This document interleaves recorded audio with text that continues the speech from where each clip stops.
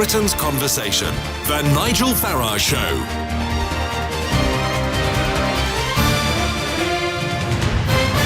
Good morning, everybody. It is Sunday, the 31st of March, 2019. And guess what? We're still members of the European Union, despite the fact we were supposed to be leaving.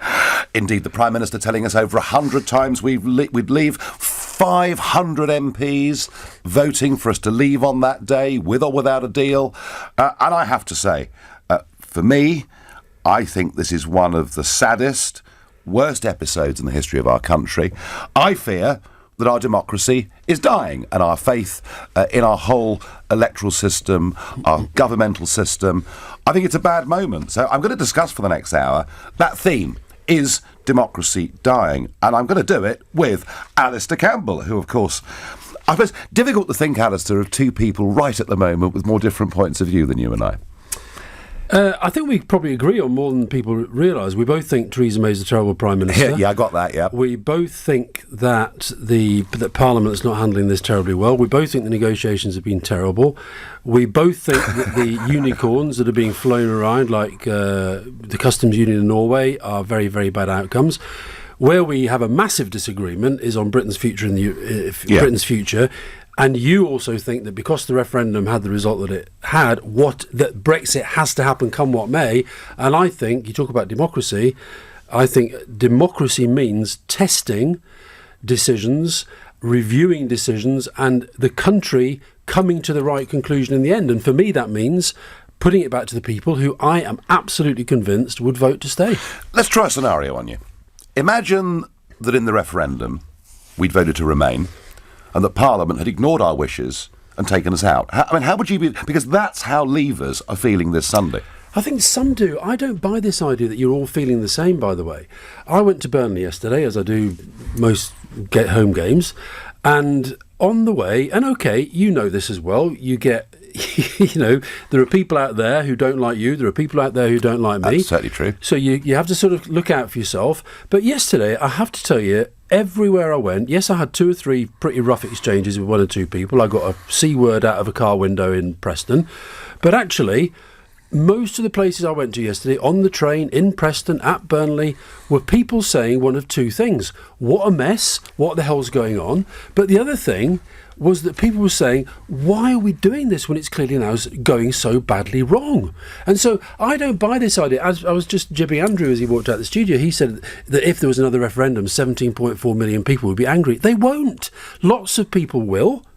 But we're an angry, divided country at the moment, and my point is, I don't think we're going to bring it back together unless we end up doing the right thing for the future of the country, and that is not leaving the European Union. The reason we're angry and divided is we had this great referendum. Correct. We were told the result would be implemented, and there are too many people in that Westminster bubble, you included, who just point blank refuse to accept the result. I don't agree with that. I think that Look, we can agree on Theresa May being terrible. But you don't agree with the result, do you? You want to overturn it. I was angry about it. You want to overturn it. It's not a question of overturning it. I don't... Look, when I was working for the Labour Party, and if we lost elections to the Tories, I didn't suddenly become a Tory overnight. I still fought for what I believed. And I think that what we've seen in the last 3 years, I think the Brexit that was promised is totally undeliverable. The Boris Johnson, Rees-Mogg, have your cake and eat it. It can't be done. There's no way of doing this without damaging the country, in my view, and that's what we're seeing in these negotiations. And I think for these MPs, you talk about democracy.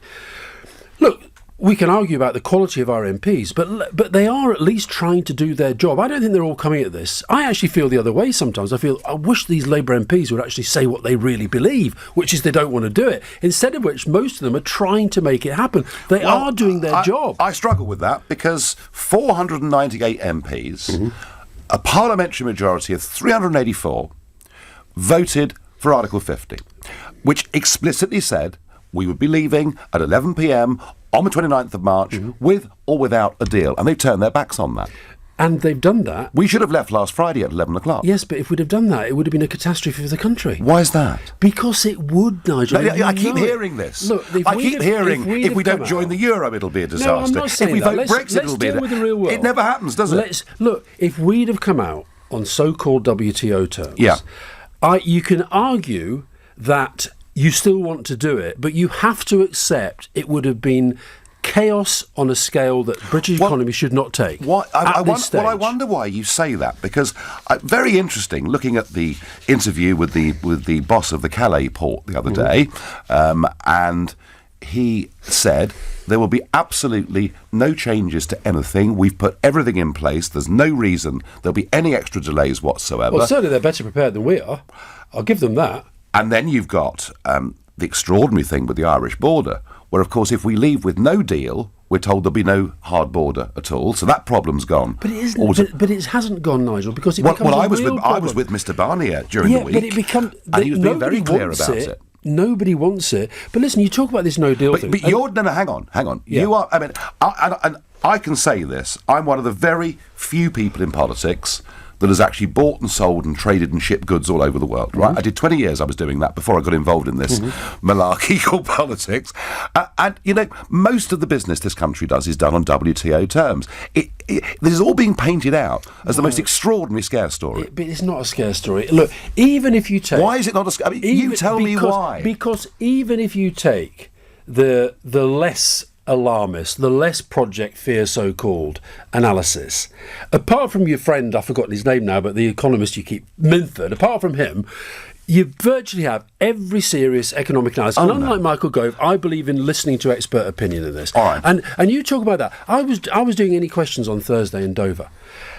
I just couldn't think, the madness, driving down that road to Dover, looking at this car park that is being planned for no deal. Oh, what? But there was a car park 2 weeks ago where there were forced nine gales in the channel. But wait a minute. There's a car park at Dartford Bridge every day. There's a car park because they are saying that even the smallest stop for lorries, and you say, by the way, if we have no deal, that you're big on immigration, that there are going to be no checks. That these lorries can just keep coming in, bringing in the Syrians and all the the breaking point poster people and all the rest of it. Of course, we've got to check on that. What are you saying then? But you keep telling me about these. If you have those checks, you have a 22-mile traffic jam in minutes. So is the boss of Calais wrong? He's probably saying, I don't know, I didn't hear what he said, but I do think the Europeans have been preparing much better than us. And do you know the reason why the Germans at the moment are so angry with us is because they're serious and methodical people, they have spent a fortune preparing for no deal, which Theresa May now says is not even an option because Parliament's not going to let it happen. I have to say that the one thing that did impress me this week was the European Commission paper that Juncker put out showing the extent of their preparedness for no deal. They are actually ready, so that makes life a bit easier. But let's come back to these economic experts. You say almost all economic experts apart from Patrick Minford. Well, let's try Mervyn King, shall we? Mervyn King, former governor of the Bank of England, he's got a view. And I think a very good governor of the Bank of England. Well, I disagree on that, but anyway. No deal Brexit, 6 months of preparation, it's the right way to go. And King makes the point, one that I've tried to make over the years, Brexit's not about economic projections. You can say we'll be worse off. I'm going to say we'll be a lot better off. We could both be Eventually. wrong. We could both be wrong.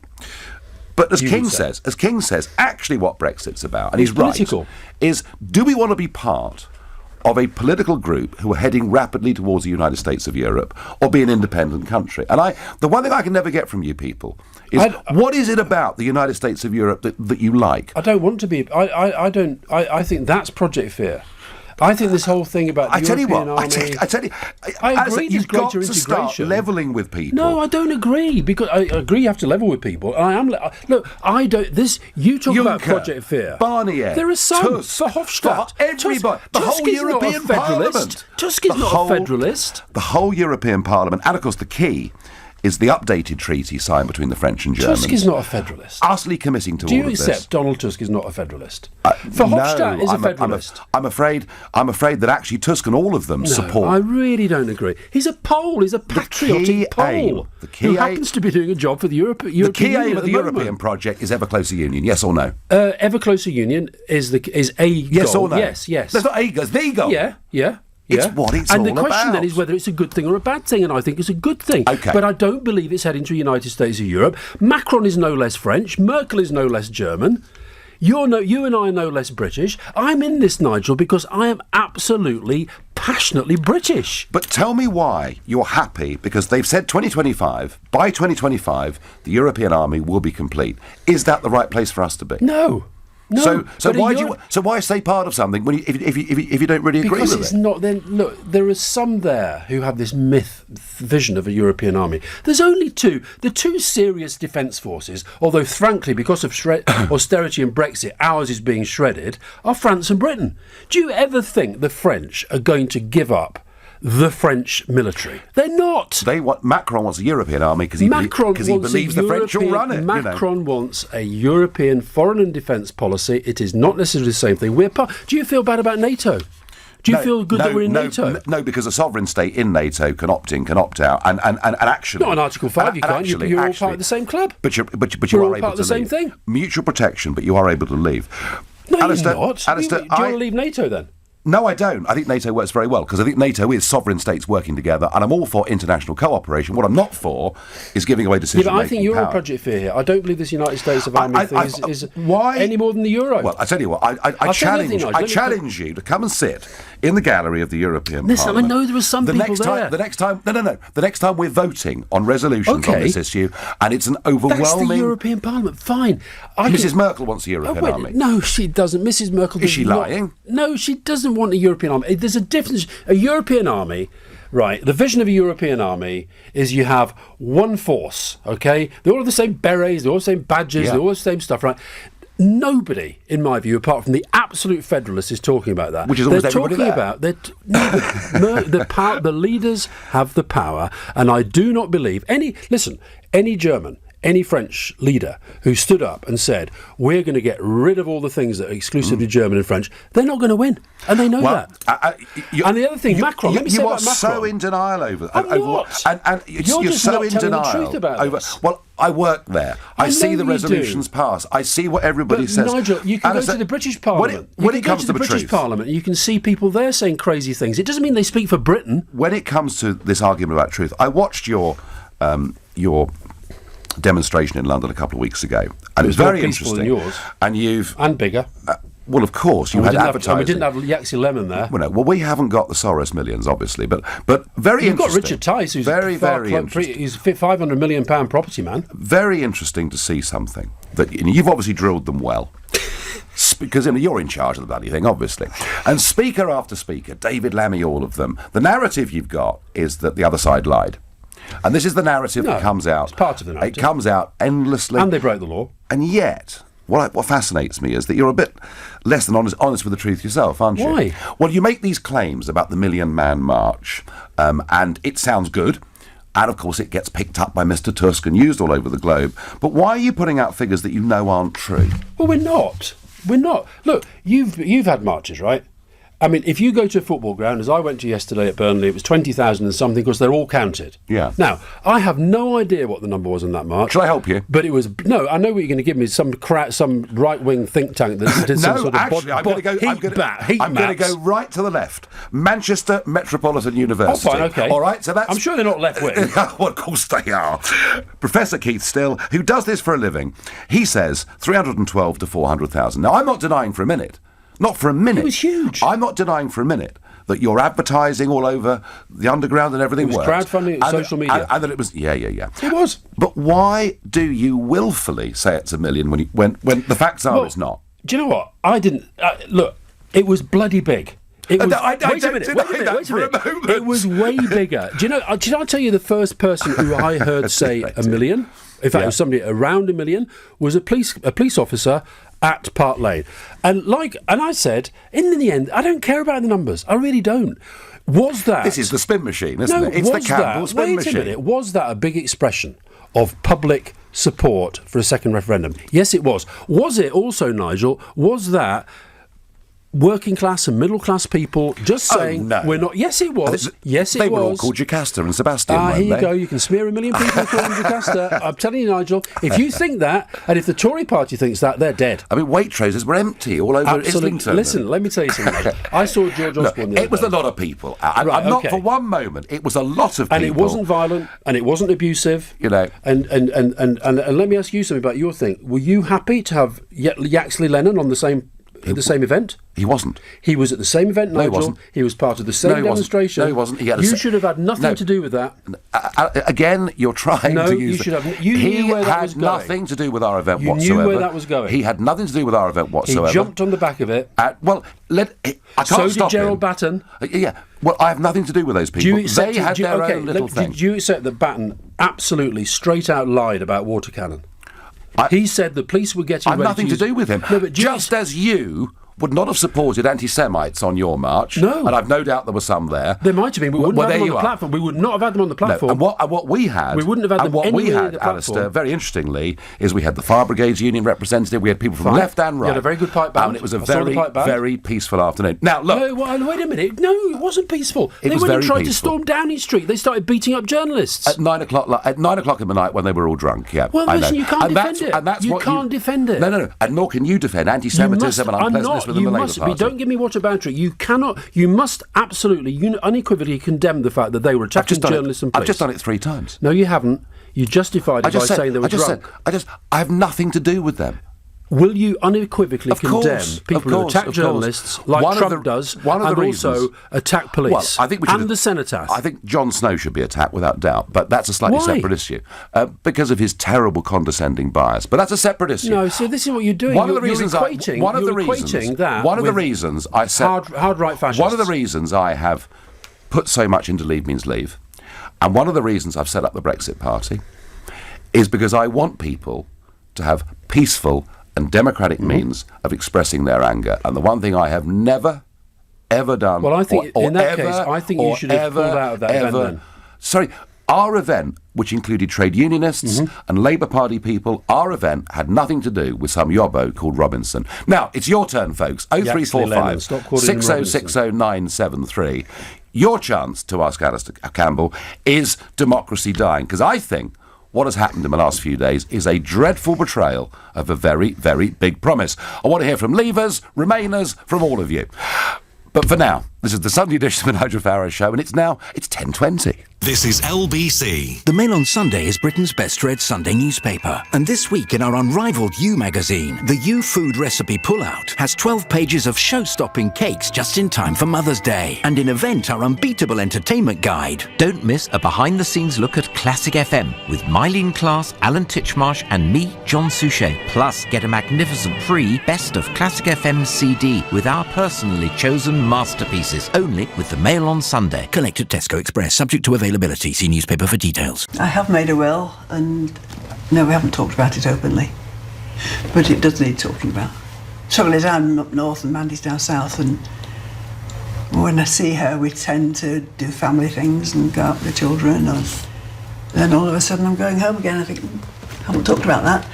Next time. I don't know why she's not talking about it. Well...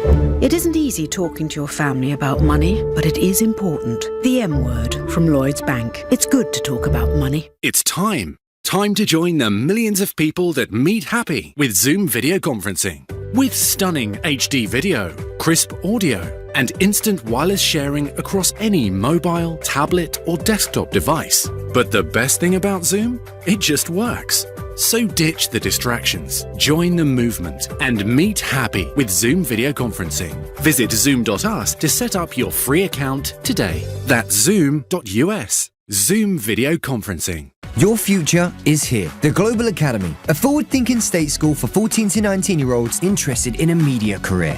Visit globalacademy.com to find out more. I'm Nick Beresford. We are Enator. We manufacture performance insoles that help people stay injury-free. We showed Usain Bolt and the technology. He loved it and wanted to help us and has really sort of kicked us into the global marketplace. At first, we probably tried to chase too many of those opportunities. That's where the Department for International Trade has been really helpful on strategy first. Where is it you want to go? Where does this product fit? And then let's have a roadmap over the next few years in order to go and do that. If we can, you can. Search Exporting is Great. Sky Sports F1 is the home of live and exclusive F1, and there's never been a better time to join.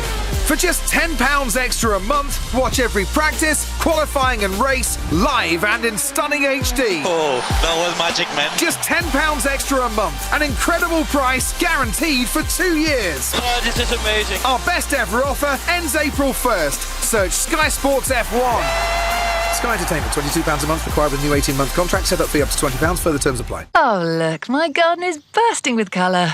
Shame it's mostly brown. Head to B&Q and get those borders blooming. We've a great range of colourful spring bedding plants, like Easy Grow 9-pack violas or pansies at 4 for just £10. You can do it when you B&Q it. £3 per pack, in-store only. It's time to expand, and next door is available. But why are your plans waiting, waiting, waiting, waiting, waiting to get off the ground? Whatever your business, our finance can keep things flowing. We are iWalker, and we offer loans from £1,000 to £200,000. iWalker, search it how you say it. iWalker, helping business flow. Leading Britain's conversation. LBC, The Nigel Farage Show. Dave says on Twitter, Nigel Farage called for Channel 4's Jon Snow to be attacked. Is this incitement? No, verbally attacked for his disgraceful coverage of the Leave rally on Friday, for which I'm pleased to say Channel 4 have made a grovelling apology. So, fine. It does worry me that we have public service broadcasters who clearly display too much bias. Moving on. Alistair, I don't know what's going to happen in the course of the next week, nor do you. My sense is that probably an extension is the most likely outcome here. Would you agree with that? I hope it is, because I do think we need time. I think that I know you can say we've had 3 years, and I agree with that, but I mean, I do find something ridiculous about the government's had almost 3 years to try to do this, and now they're basically saying to MPs, you and try and work it out in a couple of days. And my big worry about this week is that we end up almost by default sort of saying, oh, well, let's go for the customs union because it sounds okay, or let's do a bit of this Norway thing. I just think these are bad ideas, which if they were put to any scrutiny at all, Parliament and the public would reject them. And I honestly think, Nigel, this is where I think you should be more confident about retesting the will of the people if you really believe that you can win another argument. I actually do think this is going back to the people at some stage, with the choices going to be no Brexit or what I would call a real Brexit.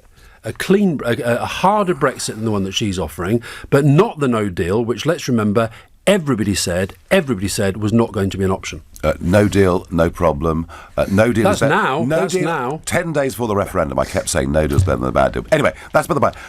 There could be a chance for people to have their say on May the 23rd in the European elections. That may well happen. Which party would you vote for? Well, I think if I say anything other than the Labour Party, I get expelled from the party. But it sounds to me like you want to say something else. No, I'll tell you what, I do think that I wrote a piece in the Standard the other day. I think the Labour Party should see these as a massive opportunity. You've got a useless, incompetent, divided government.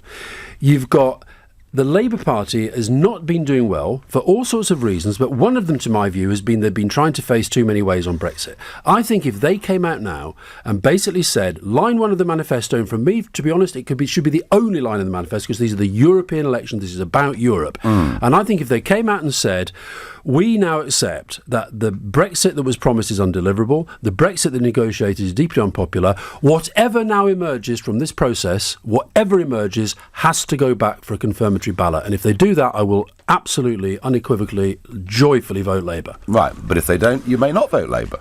Well, I certainly think that if the Labour Party tries to keep sort of facing all these different ways, I will not be very happy about that. And, but I think the Labour Party is moving in the right direction. I don't think Jeremy Corbyn's very keen about it. I think he's got these posh boy revolutionaries around him, Milne and Murray and these guys who frankly, to my mind, are not even Labour, but they're sort of controlling the shots from a very hard left public school perspective.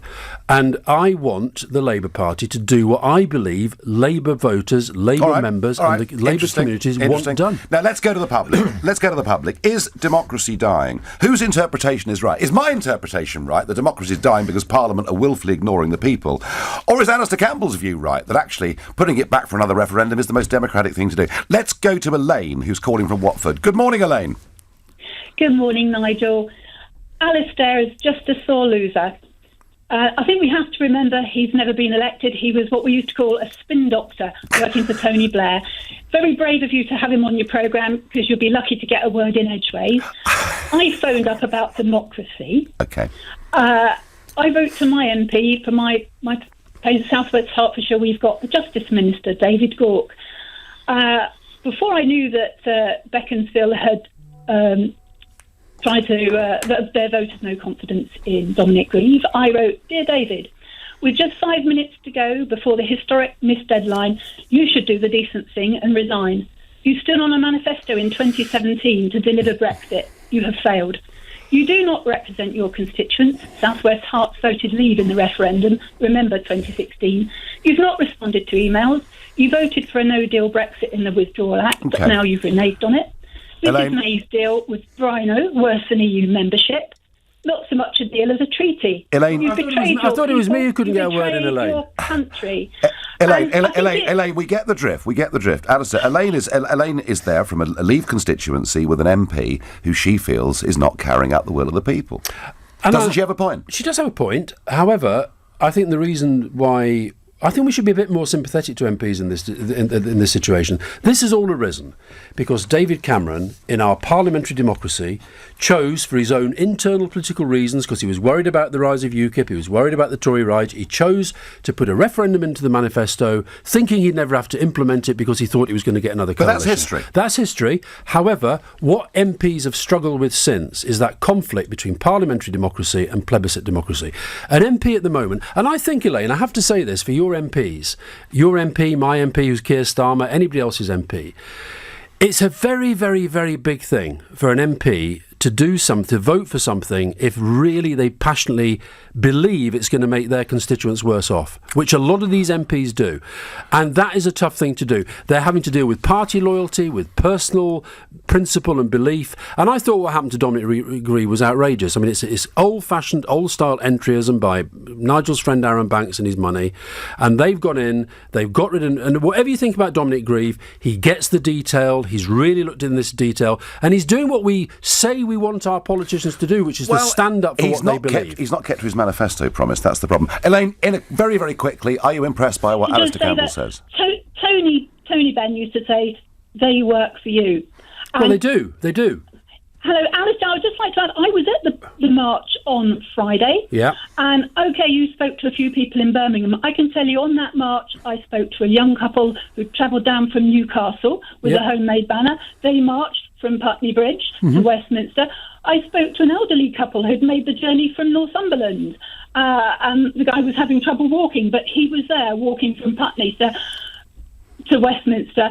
I spoke to someone from Gloucester. I spoke to a lad with a green flag. I said, listen, I'm not denying. Elaine, I'm not a girl wrapped in the county flag of Suffolk. Elaine, there's huge passion. There's huge passion. We understand how you feel. Thank you.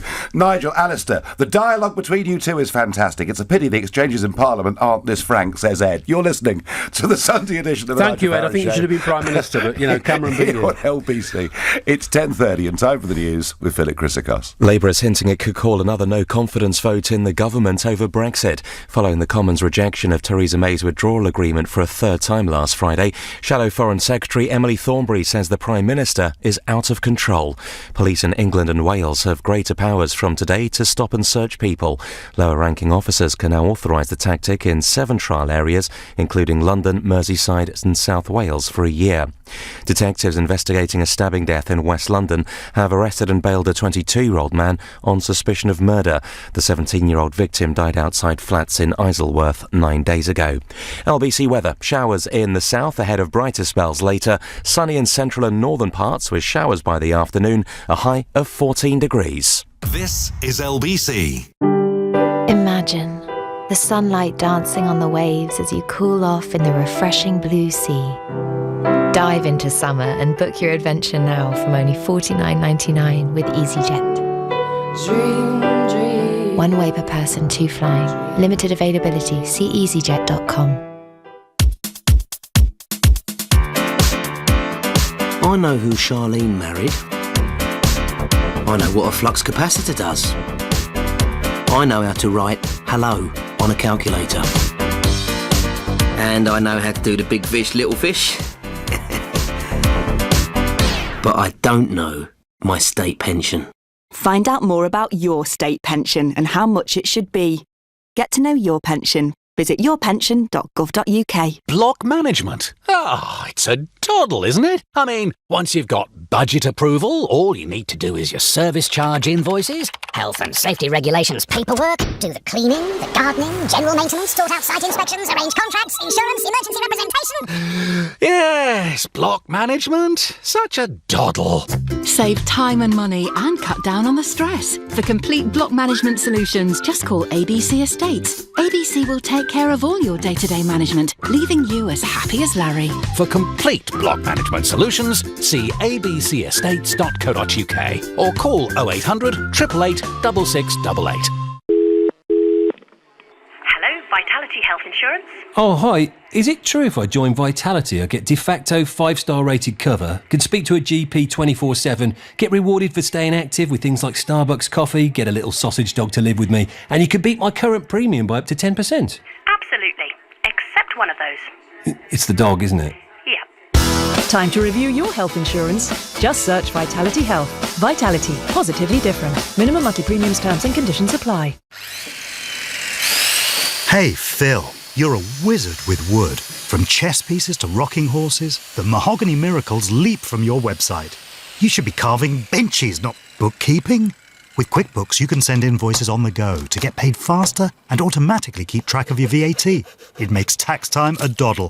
Oh, someone online has a dining chair crisis. The world needs you now, Phil, more than ever. QuickBooks, backing you. Visit quickbooks.co.uk to get started. The Mail on Sunday is Britain's best-read Sunday newspaper. And this week in our Unrivaled You magazine, the You Food Recipe Pullout has 12 pages of show-stopping cakes just in time for Mother's Day. And in Event, our unbeatable entertainment guide. Don't miss a behind-the-scenes look at Classic FM with Mylene Klass, Alan Titchmarsh and me, John Suchet. Plus, get a magnificent free Best of Classic FM CD with our personally chosen masterpieces, only with the Mail on Sunday. Collect at Tesco Express, subject to availability. See newspaper for details.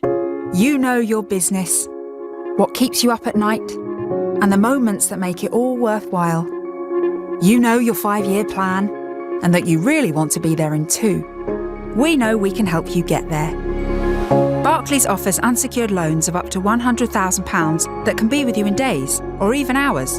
To apply for a loan that's right for your business, search Barclays Business Loans. Let's go forward.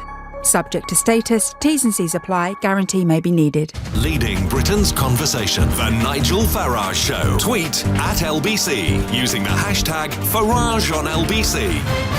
Alistair Campbell is taking your calls. I'm asking the question, is our democracy dying? Because I think it is, because a big promise has been broken. Let's see what Charles in Bagshot makes of this. Good morning, Charles.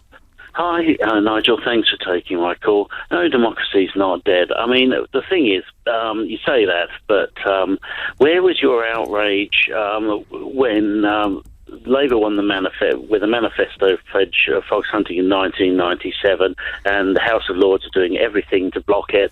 Now, we may argue that was bad legislation. Probably it was, but that was in the manifesto pledge blocked by House of Lords. Not true. Blair once said that in public, that the House of Lords had blocked it. Actually, they hadn't. That wasn't actually true. And in the end, a Labour government did ban hunting with dogs. Anyway, what about the Fixed Term Parliament Act, which eventually, because of that, prior to that, the monarch could dissolve Parliament without the permission of the British people. And you talk about a second referendum being against democracy. Well, didn't Nigel you say just bore the referendum, if Remain was to win, that we would probably have to have another referendum? This wouldn't be over. No, so, Charles, actually what I said is there'd be some in the Tory party who said it was unfinished business. Unreconciled to it. It'd be unfinished business. And I said, personally, I thought we'd be lucky to get another one in 25 years. Charles, is the call for a second referendum, which is Alistair Campbell's, which I think... Is it that or revoking Article 50? No, I think I wish we hadn't had the referendum. Having had it, I think it has to be resolved by another referendum. Right, Charles. Now, it may be that the referendum is on the question to revoke. I don't know, but only Parliament can do that, and I think that becomes possible if we somehow are slipping into no deal accidentally. Charles, that's the proposition. Do you think that what Alistair Campbell is suggesting is democratic or not? If it's revoked. Just blindly revoking Article 50 is not democratic, but having a second referendum, and the referendum should be Remain or Leave, no deal. because... or a hard Brexit. I think we've got to stop confusing no deal with United hard States Brexit. of Europe against hard Brexit. No, it's not United States of Europe. European Army? Remain and reform. We've done that one, Nigel. There is no reform. There is no reform. There will be reform. And this idea that the No Europeans... reform. I don't agree with you. I think that Macron is on this. And by the way, I saw one of your fellow Brexiteers, what's his name, Montgomery, the misrepresentation of Macron's position in this whole debate. Macron does not want to punish us. Macron does not want us to leave. Macron, I believe, thinks Britain is vital to the reform programme for the European Union. When they use the word reform, they mean more centralisation. They mean a finance. What Macron's Some do. No, I'm sorry, Alistair. Macron is Charles. Sorry, we're going to move on. Macron is campaigning for a European finance minister in the eurozone whose power goes above national governments. We won't be Alistair, in the eurozone. I tell you what. Oh dear, oh dear. Either you're in the club or you're not. Now, there's a very interesting question here that Peter raises. Yeah. Ask Alistair Campbell this, whether he accepts this premise. Mm-hmm. Democracy depends on the loser's acceptance. Yeah, I accept that. But well, you don't accept the referendum, though, do you? Wait a minute. It does accept in that. But let me say, I said to you earlier, when we lose an election, when I was working, actually, thankfully with Tony Blair, we didn't lose any elections. But say, for example, when I was working with Gordon Brown, and he lost, David Cameron became Prime Minister. You move on, but you carry on campaigning for what you believe in, and I think it is totally legitimate in the current context to go back to the people and say, based on everything you now know, do you wish to proceed on the basis that's now being presented to you? What is undemocratic about that? Well, I mean, the concept of a second referendum after we've left a few years down the road, I understand that. But why is it undemocratic to do that now? Because you've been given an instruction by the British people and it's not happening. Let's get out of Cornwall to Bodmin and speak to Malcolm. Malcolm, good morning. Hello, Nigel. I think the only way to resolve this is a second referendum. I'm a Remainer. Hello? But I'd have more faith in the result if it comes from the people than some deal hatched in Westminster. It has to go back to the people. And whatever happens, I'd be happy to accept that because... So would I, by the way. So would I. Malcolm, fine. So why don't you accept the first result? Because it was myths and lies and fantasies. Here we go again. Nigel. Here we go again. It can't be delivered. What you promised cannot be delivered. We cannot leave. You see, Malcolm, we can't have our cake and eat it, Nigel. You know that. Malcolm, Alistair, here's my problem. If we had a second referendum, I have absolutely no doubt that Leave would win by a bigger margin. Put it to the test. Put it to the test. You're wrong, by the way. Nigel. But here's the problem, Malcolm. They're scared, Malcolm. Alistair Campbell here wouldn't even accept that. I would. No, you. Why would you accept it? I would. You would. Right, Malcolm because it would be an informed debate, which is what we did not have in 2016. I couldn't agree more. Right, Malcolm, you would accept it. I don't believe Alistair Campbell would accept it. I would. I really would. Why? I would. Because I think what we've seen in this process, David Davis said, a democracy that can't change its mind ceases to be democracy. The democratic process is like, I was sorry to keep going on about the Burnley, but we won yesterday. But I was, if a football manager, let's say that, your team, Crystal Palace, said we're going to go and buy Ashley Barnes from Burnley, right? We'll give you 15 million quid, subject to the medical. But then you discover actually his cruciate's about to go. You're not going to go ahead. If you buy a house and you get the survey done, we have had the survey in on Brexit, Nigel, and it is imploding. Can I ask you for? And it's because you've never had a plan. Can I ask you for? Well, we have got a very good plan actually, but can I ask you something? After the second referendum, when Leave have won by 15 points or whatever it is... They won't, but anyway. Well, maybe 20, I agree with you. But do you promise me that the People's Vote campaign and the Soros funding will stop the next day? Look, get over your paranoia about George Soros. Well, I'm sure he's very helpful to you. If you want to match George Soros against Aaron Banks and Richard Tice and all your billionaire friends in America and Mr. Mercer and all the sort of... all the sort of vast billionaire network I'm sorry. You threw in Soros, Nigel. You threw in Soros. I've never accepted money from the Mercers or anybody I've never had a penny of Mr. George Soros. And People's Vote campaign. I don't know where the People's Vote campaign. I think it's best for Britain. I think you'll find it's best for Britain. Will the People's Vote campaign accept the second referendum result and close down the next day? If Leave, yes or no? If there is a second referendum, with a credible Brexit option, which so far, Nigel, you've failed to put forward, and you'll make sure that you find no other option credible. Of course, a credible which is accepted by the Electoral Commission and by Parliament and says this is the basis against Remain, and you win. Yes. Absolutely finished, done for. And now will you do the same? Well, no, best of three then, obviously. You see. We have had the it's greatest... It's like Trump. It suits you when it suits you. greatest democratic exercise in this country. And it's gone wrong. I accept... And it's gone wrong. Oh, well, I accept the Prime Minister. Because you never had a plan. The Prime Minister has confused all of this. You never had a plan, Nigel. But I'll tell you what. You had a campaign and a fantasy. You never had a plan. I think you underestimate what's going on And in the now country. you want the betrayal narrative. Let's get up to Newcastle and speak to Jamie. Jamie, good morning. Morning, Nigel. Morning, Alistair. Hello, Nigel. Jamie, Hey. sorry. All right. Just would like to ask the question, is the intention of holding a democratic exercise to further unite or divide the people? Oh, unite. In my, I don't think the country is going to come back together until this has gone back. And this is why I know Labour want an election. The SNP have said they want an election. I do not believe a general election can resolve this issue because it's now become too big. It's too defining. And as we saw in 2017, once you're into a general election, you're into health, you're into education, you're into crime, you're into all this other stuff. And people have lots and lots of different reasons to vote for different parties. I think this now is so big, so defining, so important. And I think on the back of that, and I hope you heard, Jamie, that I said, for my part, I would absolutely respect the result, even if we lost. Nigel was not prepared to commit in the same way, but I think that would be the beginning. That would be the beginning of bringing the country back together. And do you know what? Nigel's so confident about winning by 15 to 20 points.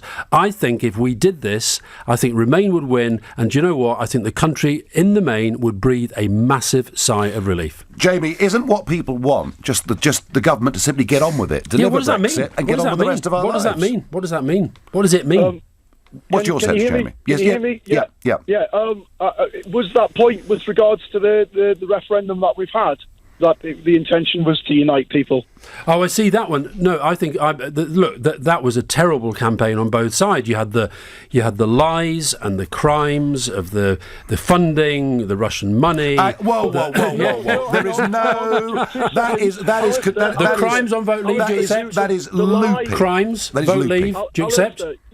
The Remain side of the argument gave us. Oh, it was terrible. The option, can I say? Sorry, gave us the option of a no deal.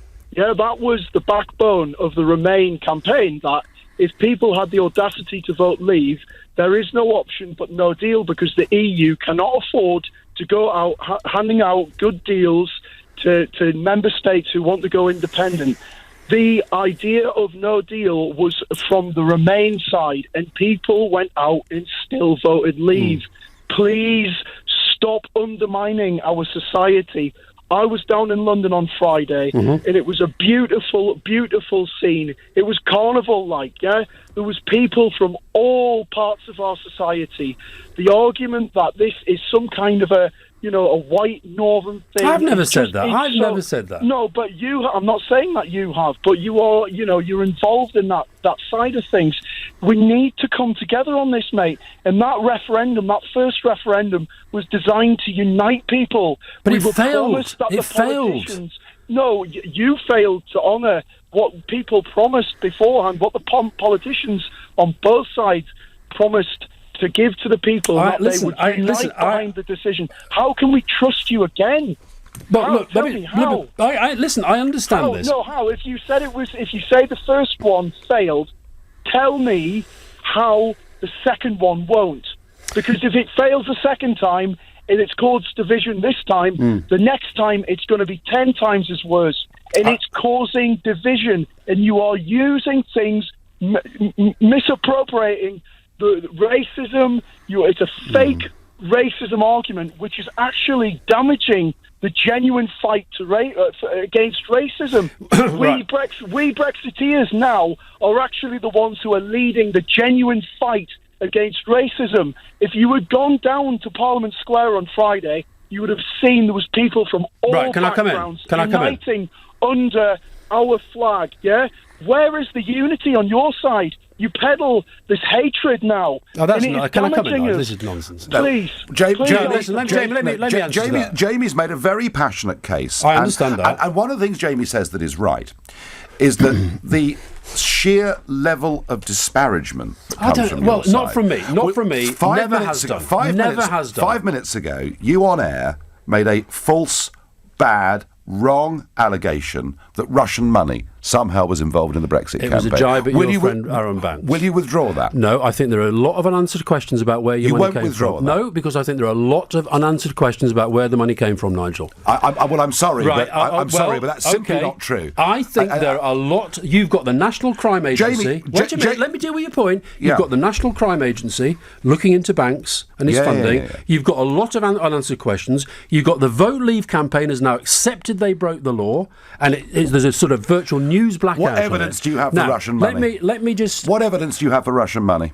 What evidence? There is a lot of unanswered questions about Banks. Mr. Banks has not dealt with inquiries. No, they're not. No, they're not. They're conspiracy theories. I saw a very, very good documentary by Jim Fitzpatrick of BBC Northern Ireland, and the number of questions that have not been answered by your side of the campaign, Nigel. Well, of course, if you put up 100 questions, of course. Okay. Now, can I get back to Jamie? Jamie wants to unite the country. Right. Listen, first of all, I have the only people I ever hear saying that Remainers call Leavers racist, thick, the rest of it, are other Leavers. I've never, ever heard... Oh, I get callers. Well, you might do, but they're not working for the People's Vote campaign. And the other thing, I spend a lot of my time in the north of England. I know a lot of people who voted Leave. I understand why they voted Leave. I can remember the reason, the time when I realised the referendum was being lost was when I realised every time I went to a Burnley game that I was meeting people who were just not buying this line from Cameron that there was this great economy out there and we were putting at risk because they didn't feel that great economy in the first place. Now, I completely understand, Jamie, that there will be, so what I said to Andrew Castle earlier, if this thing goes to a second referendum, some people will be incredibly angry just about that. But we are now so divided already. The country is in such a mess already. There is no easy way out of this. I'm saying I think the only feasible way out of this is actually to have a proper, informed, which the first one wasn't, grown up, which the first one wasn't, educated debate, which the first one wasn't, in which we test these propositions. Based on what we now know, do you wish to proceed? And if you do, what is the basis on which you wish to proceed? So that Nigel and Johnson and Rees-Mogg and the rest of them can't all just give out their fantasies and their unicorns and say Brexit can mean whatever you want it to mean. Jamie, what do you make of that? I just want to know why, Alistair, you weren't down there on Friday promoting the reality of things and saying, hey guys, guess what? It isn't actually what it's portrayed to be. These people are happy, they're inclusive. This is not. It's not a reality. Why don't you embrace it? It's so damaging. I'll tell you why, Jamie. I'll tell you why. I was doing stuff at Millbank, the Sky News, and I did because I accept there was a fair crowd. I mean, it was nothing as big as the crowd the week before for the People's Vote campaign, but I've got to be honest. Our people work. Wait a minute, I've got to be honest. Are you saying they're all called Jocasta and they're unemployed now? Bloody hell, Nigel. Students. Jamie, let me just finish this point. Jamie. Let me finish this point. Okay. I'm not going to overstate it, and it's only because you've asked me the question, and I didn't say anything about it on the day. But actually, one of the reasons I didn't go down is because when I did go down just to have a little look, I got quite a lot of close to, it was, let's put it this way, it was getting very, very aggressive, and I thought this is not a sensible place to be right now. Jamie, I accept that there are very decent people who voted Leave, and there are very decent people. That's progress. I do. I've always said that, Nigel. I've always said that. Jamie, I'm going to have to call quits on this because we're running over time. But Jamie, great call, huge passion, as there is, it seems, on both sides of this debate. You're listening to the Sunday edition of the Nigel Farage Show here on LBC, and it's now 10:51. Nick Ferrari at breakfast, weekday mornings from 7, LBC. I'm pleased to say joined in the studio by someone who was leader of the Conservative Party, formerly Michael, now Lord Howard. Who do you see as the next leader of the party? Honestly, I've no idea. The next Prime Minister will have two overriding objectives. One, to get us out, and two, to unify the country. We're a great country. We have so many opportunities in front of us, and we've got to come together as a country and really make the most of it. Nick Ferrari at breakfast. With Xero, get your business digital ready with Xero accounting software. LBC. So much confusion. This deal or that deal. Why can't renewals be simple? It does sound like a bargain. What if you're being ripped off? Confused.com guaranteed to beat your renewal quote, helping you rise above the clamour of comparison sites. It's that easy. Beat your renewal quote guarantee, or you'll get the difference in an extra £20. Don't be confused. Be Confused.com. Full T's and C's online. Single annual policies only. Hello, Vitality Health Insurance. Oh, hi. Is it true if I join Vitality I get de facto 5-star rated cover, can speak to a GP 24/7, get rewarded for staying active with things like Starbucks coffee, get a little sausage dog to live with me, and you could beat my current premium by up to 10%? Absolutely. Except one of those. It's the dog, isn't it? Yeah. Time to review your health insurance. Just search Vitality Health. Vitality. Positively different. Minimum monthly premiums, terms and conditions apply. Days and weeks can fly by, but if you're worried it's cancer, time can slow down and almost stop. That's why, with Bupa Health Insurance, you can call us about any symptom of cancer without seeing your GP first. Depending on your cover and your symptoms, we could even refer you to a consultant there and then. Bupa Health Insurance. For living. To find out more, search Bupa. Direct access services may not be available for some underwriting methods, and you may need to provide evidence the conditions are not pre-existing. You know your business, what keeps you up at night, and the moments that make it all worthwhile. You know your 5-year plan, and that you really want to be there in 2. We know we can help you get there. Barclays offers unsecured loans of up to £100,000 that can be with you in days or even hours. To apply for a loan that's right for your business, search Barclays Business Loans. Let's go forward. Subject to status, T's and C's apply, guarantee may be needed. Looking for an easy way to find the best boiler, get it delivered and installed? Visit swaleheating.com. Rely on us to keep you warm. Based on the amazing true story Ladies and gentlemen, we're the Fisherman's Friends. of 10 ordinary fishermen What kind of music were they singing? The Rock and Roll of 1752. who did something extraordinary. I can secure you a record deal. Critics are calling it the feel-good film of the year. It's brilliant, says Bella. And reels in the laugh, says The Guardian. I can't take a punt on Popeye and his pals. Fisherman's Friends. Catch it while you can, says The Mirror. In cinemas now. Are you about to put your audit out to tender? How will you decide which accountants to select? Whether you decide to spend more or less, go bigger or perhaps smaller, what you really need to do is choose the one best suited to your company. In which case, you should arrange a free meeting with Barnes Rofe. We know that every client has different needs because we spend the time to get to know them personally. Contact us at barnesrofe.com. Barnes Rofe. Clever accountants for business. Oh, look, my garden is bursting with colour. Shame it's mostly brown. Head to B&Q and get those borders blooming. We've a great range of colourful spring bedding plants, like Easy Grow 9-pack violas or pansies at 4 for just £10. You can do it when you B&Q it. £3 per pack, in-store only. The Nigel Farage Show on LBC. Alex in Woodford says, Campbell states we didn't know what we were voting for, so No, the I didn't result say was that. void. Didn't say that. But he goes on to make this point. When we vote in a general election, supposedly knowing what we are voting for, and then they don't deliver, should they also be removed? I guess the answer is, Alex, once every 5 years, we do get the chance to judge them. Yeah. And this is my argument, actually, about a second referendum.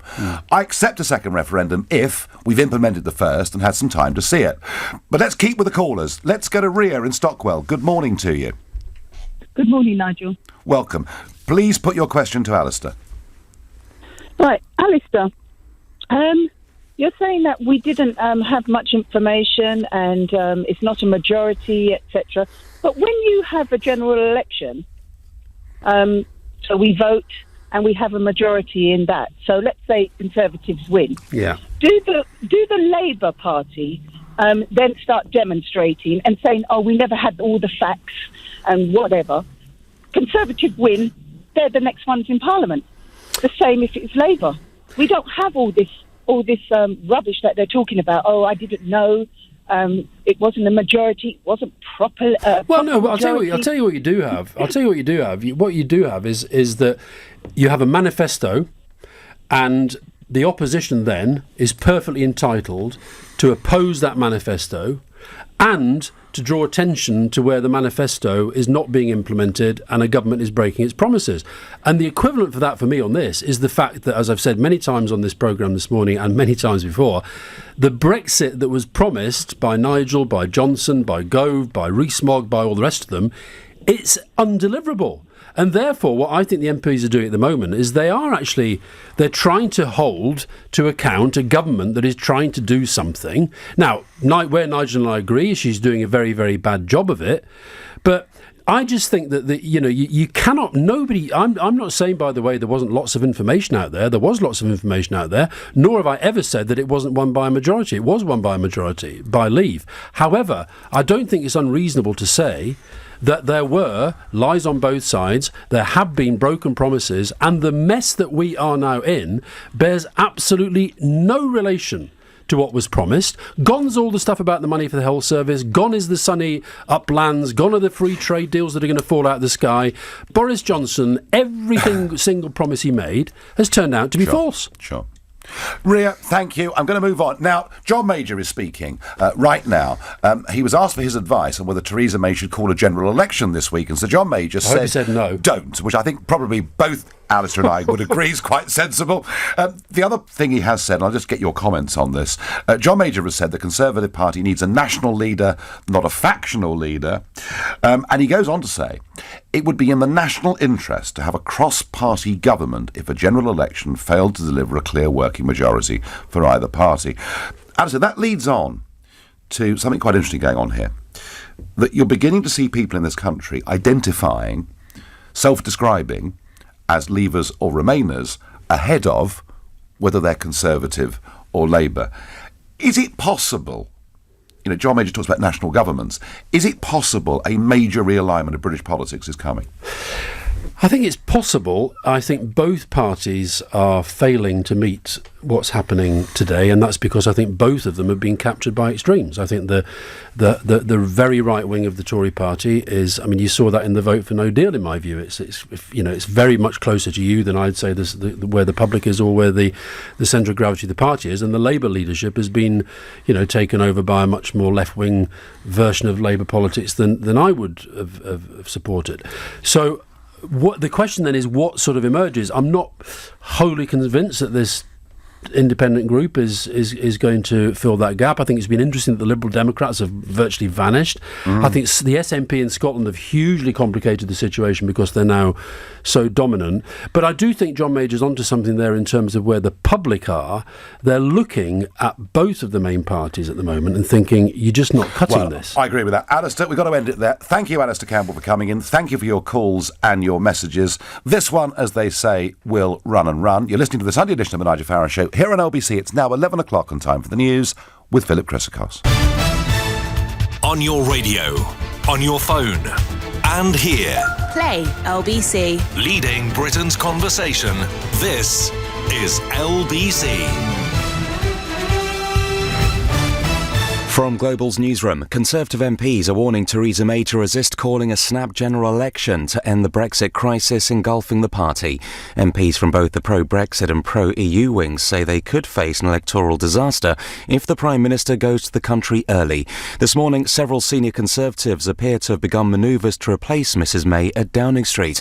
But Alistair Campbell, former press secretary to Tony Blair and now advisor to the People's Vote campaign, has told Nigel another referendum is the only answer. Democracy means testing decisions, reviewing decisions, and the country coming to the right conclusion in the end. And for me, that means putting it back to the people who I am absolutely convinced would vote to stay. In other Brexit developments this morning, Labour is hinting at calling another no-confidence vote in the government. Shadow Foreign Secretary Emily Thornberry describes Theresa May as being out of control. We are trying to see what Parliament can agree on. The difficulty is it is also last minute. The reason for that is because we have been trying to tell the Prime Minister for a couple of years now the sort of things that people could agree about, but she just doesn't listen. And Nigel will continue leading Britain's conversation on that story next. Police forces in 7 areas of England and Wales have new stop and search powers to help deal with knife crime. From today, thousands more lower-ranked officers can authorise its use in a year-long trial. Chairman of the Police Federation of England and Wales, John Apter, has told LBC is part of a bigger problem. There are simply not enough officers to deal with the demand, but the epidemic in knife crime and violent crime is not going to be solved just by the police alone. Stop and search is an incredibly important tool for us. A woman has been stabbed in the back in North London and is in a critical condition. Police say the victim, believed to be in her 40s, was set upon in Edmonton yesterday evening. Police are looking for a suspect. More than £200 million is being allocated to councils in England to fix potholes and improve road surfaces. It'll be split into a £50 million fund for repairs. The other £150 million will go towards rewarding examples of best practice.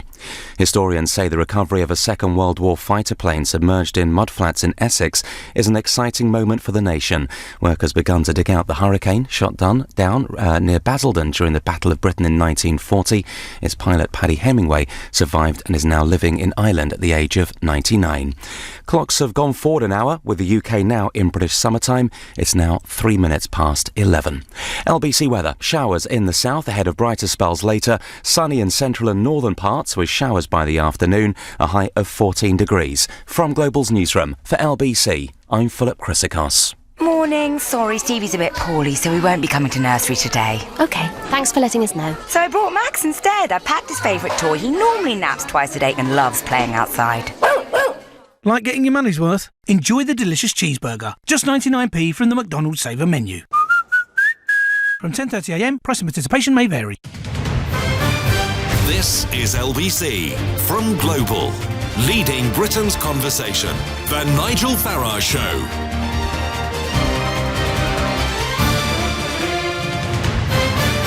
Well, the Prime Minister, despite telling us 108 times we were leaving on March the 29th, decided last Wednesday to put in place a piece of legislation that meant we did not leave. She now has a series of choices, and she has a government that is in pretty much close to meltdown, I would say. You've got about 10 cabinet ministers, a total of 170 Conservative MPs urging her that actually, if it comes to it, she's got to go for no deal. But equally, there are other members of the cabinet, perhaps as many as 10, who think maybe the thing to do this week is to go down the route of looking for a long-term membership of a customs union. She also has the choice of maybe putting the whole thing to a general election, or simply trying to put the whole thing to bed by applying for a 2-year delay. And I'm going to ask you, what do you think the Prime Minister should do next? Because whatever of those choices, whichever one she chooses, comes, it seems to me, with risk. Now, on the general election, I've been saying for weeks, I don't think there is going to be a general election, because the Tory party would not want her to lead them into it. And I don't think it would be in their interest to have it. And I don't think she'd managed to get enough votes in the House of Commons to force one. So I realistically think we can take general election off the table. But what should she do? She's got people threatening to resign on both sides of her cabinet. Does she go down the Eurosceptic route of saying, actually, maybe no deal is the only way out of this for me? Or does she go for the customs union route and rely on Labour MPs to get her treaty through the House of Commons before the 12th of April? What should she do?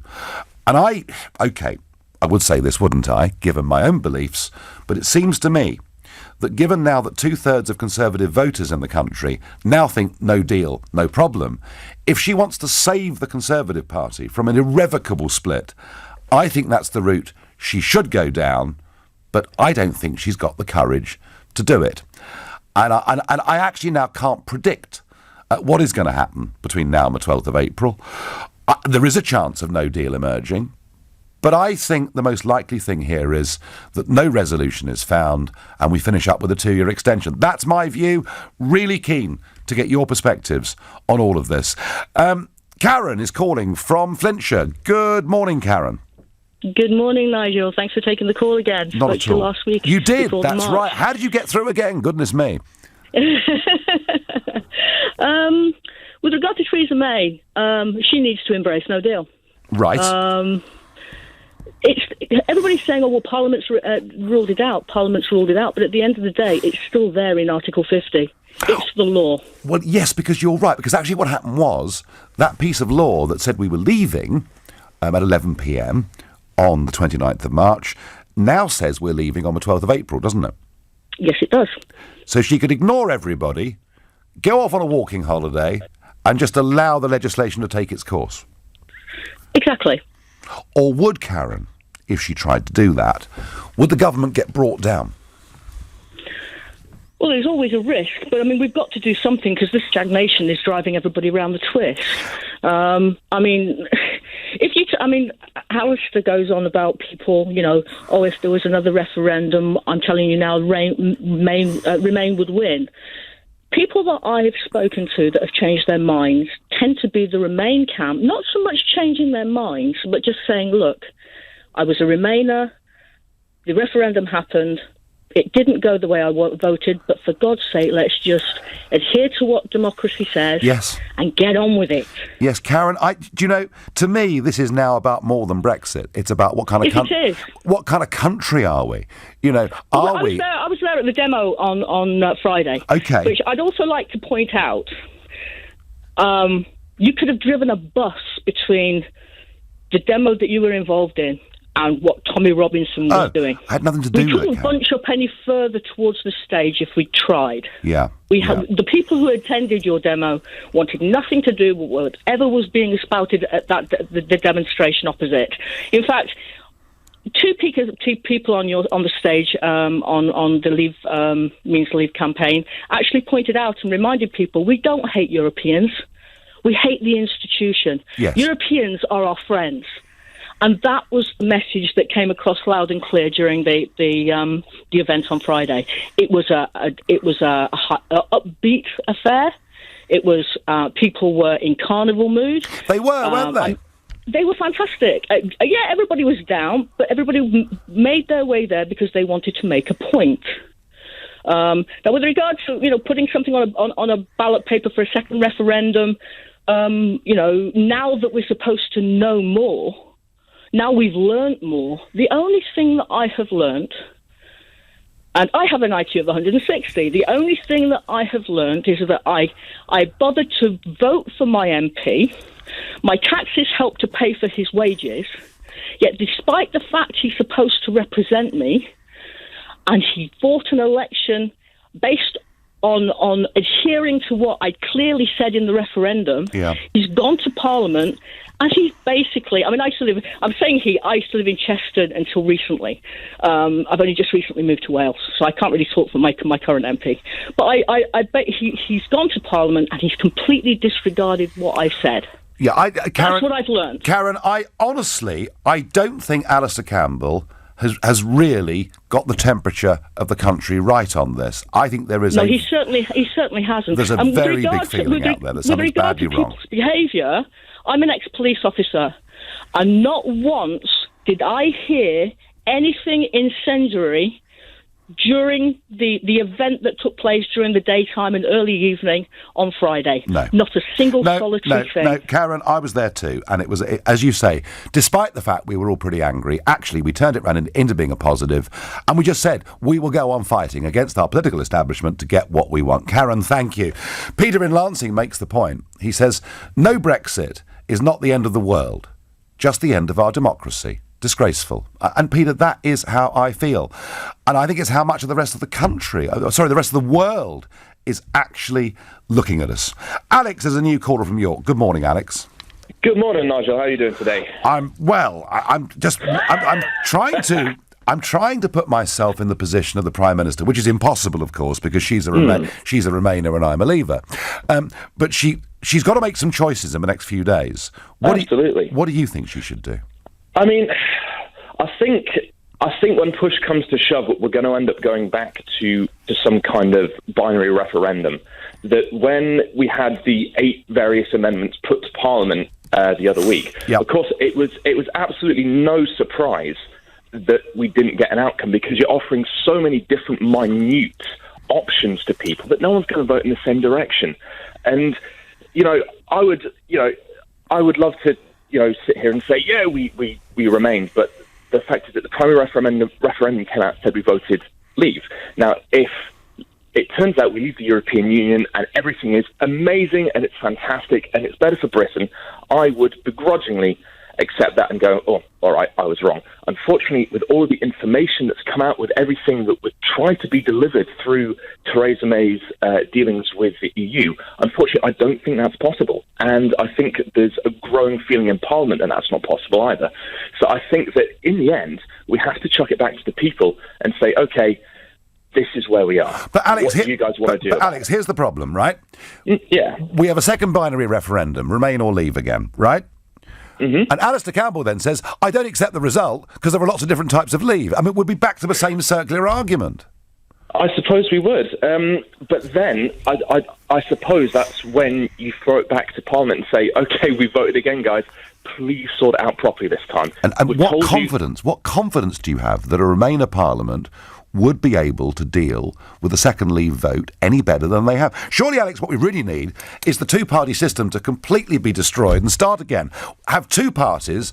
Let's call one of them the Leave Party. Let's call the other the Remain Party. Isn't that really the answer to all of this? I think in some context, in terms of purely the Brexit issue, yes, but you can't run a parliament based on a singular issue because that would get us nowhere. But I think Alistair touched on something a little bit earlier, that we could possibly be seeing the end of the traditional kind of conservative Labour kind of demographic, because more people are voting Leave and Remain, and it is causing a lot of social rifts. And, I'm not talking about prejudice or anything like that, but, real kind of divisive rifts that people are becoming entrenched in. So basing an entire political spectrum on something like that, I think, is a very poor idea. But overall, I think that eventually it does need to be kicked back to the people. And all right, okay, Alex. No, I hear what you say. But that, of course, would mean an extension, wouldn't it, with the European Union? Something like a 1 or 2 year extension with the European Union to have time to hold that referendum. It would, and it would mean me just grabbing onto the edge of my seat and shaking for the next 2 years while we get it, unfortunately. Okay. Alex, thank you. I'm going down to Dartford to speak to Matt. Matt, good morning. Hiya.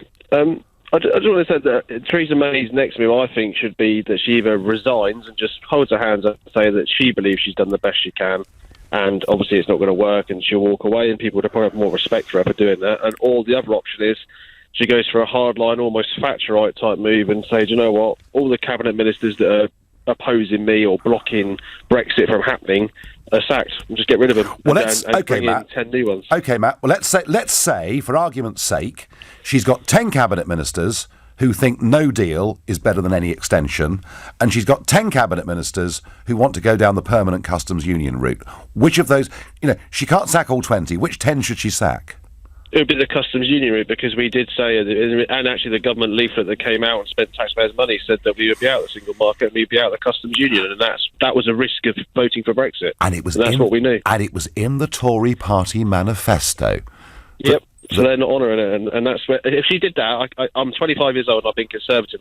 At this rate now, I'm never voting Conservative again. But if she did that and she said, look, I'm embracing no deal, we're going to do it. One, you'll see how quickly the European Union comes to us with a trade deal on the 12th of April. But secondly, she'd rejuvenate the party. If we did no deal, the Conservatives would win the next election by a landslide. Matt, I agree totally. Steph agrees too. If May chooses no deal, she'd be in office for a millennium. We'd build statues of her instead of just a few negative lines in a newspaper. You're listening to the Sunday edition of the Nigel Farage Show here on LBC. It's 11:15.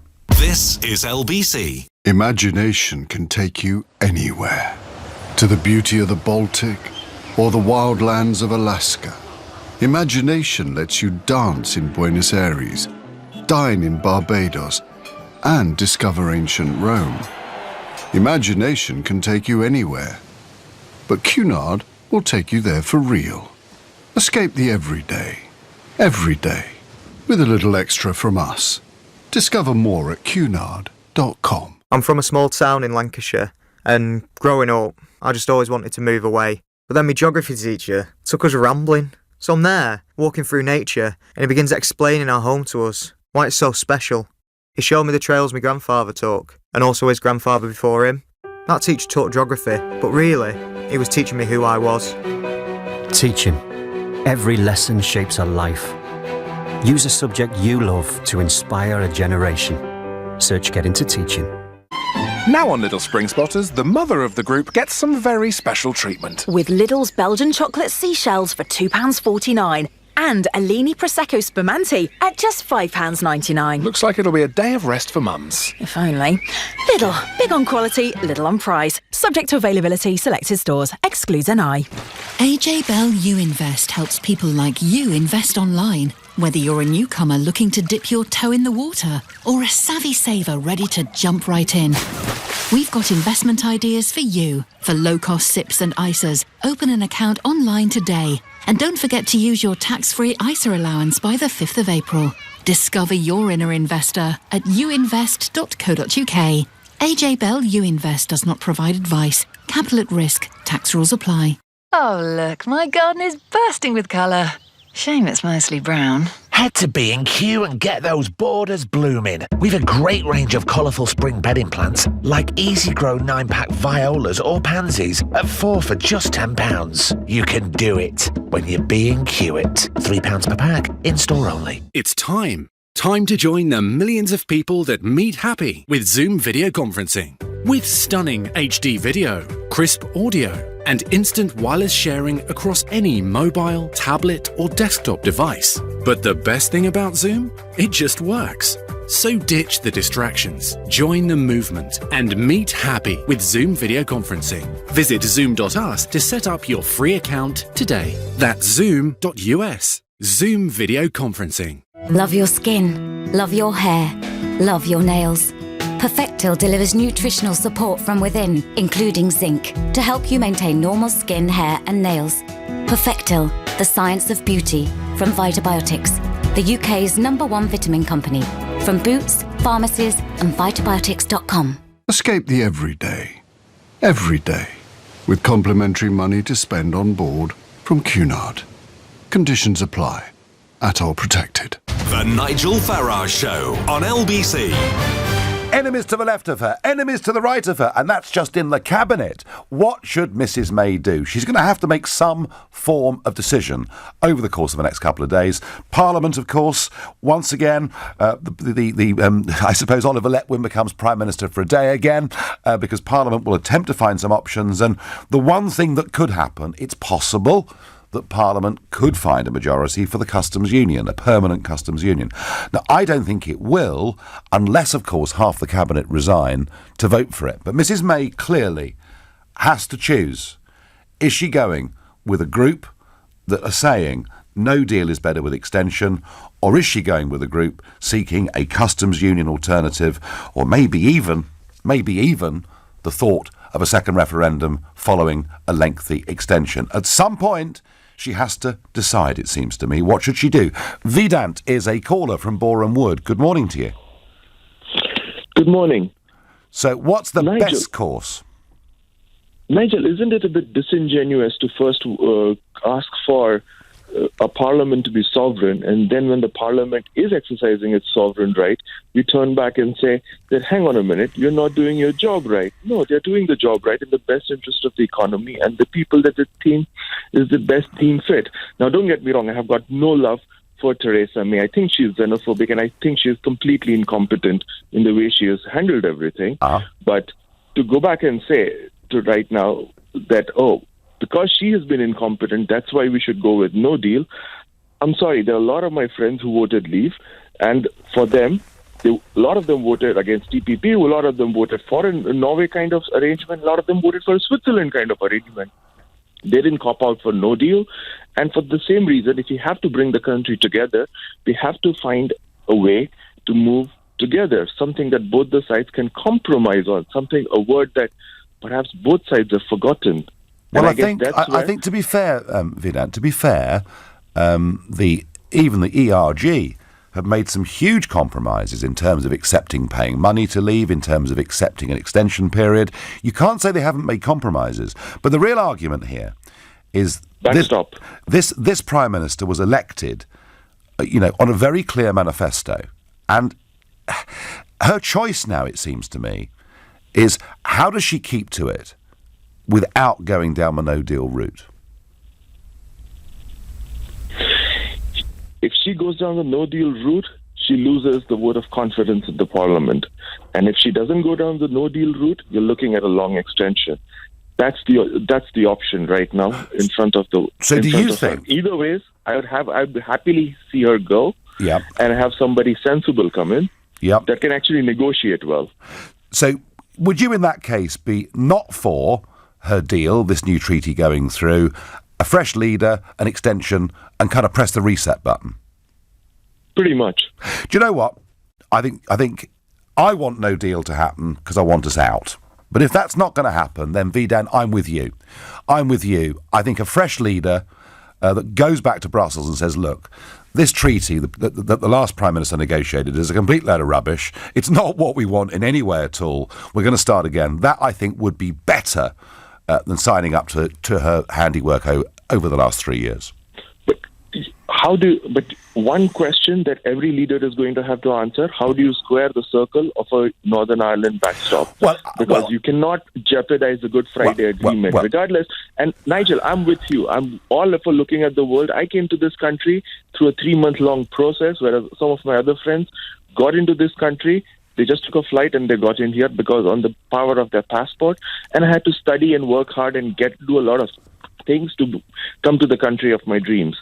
However, having said that, I do not want to jeopardize the economy of the same country that I worked so hard to get in, and I do not want a Northern Good Friday Agreement to go for a toss. No. If you can find a solution for a Good Friday Agreement... Vidan, just this week, we had the prospect of no deal, and the European Commission saying, with no deal, and also Varadkar, the Irish PM, both saying the same thing. With no deal, there will be no hard border, OK? There will have to be at times some custom checks, but they will take place away from it. So I do think we can get round that.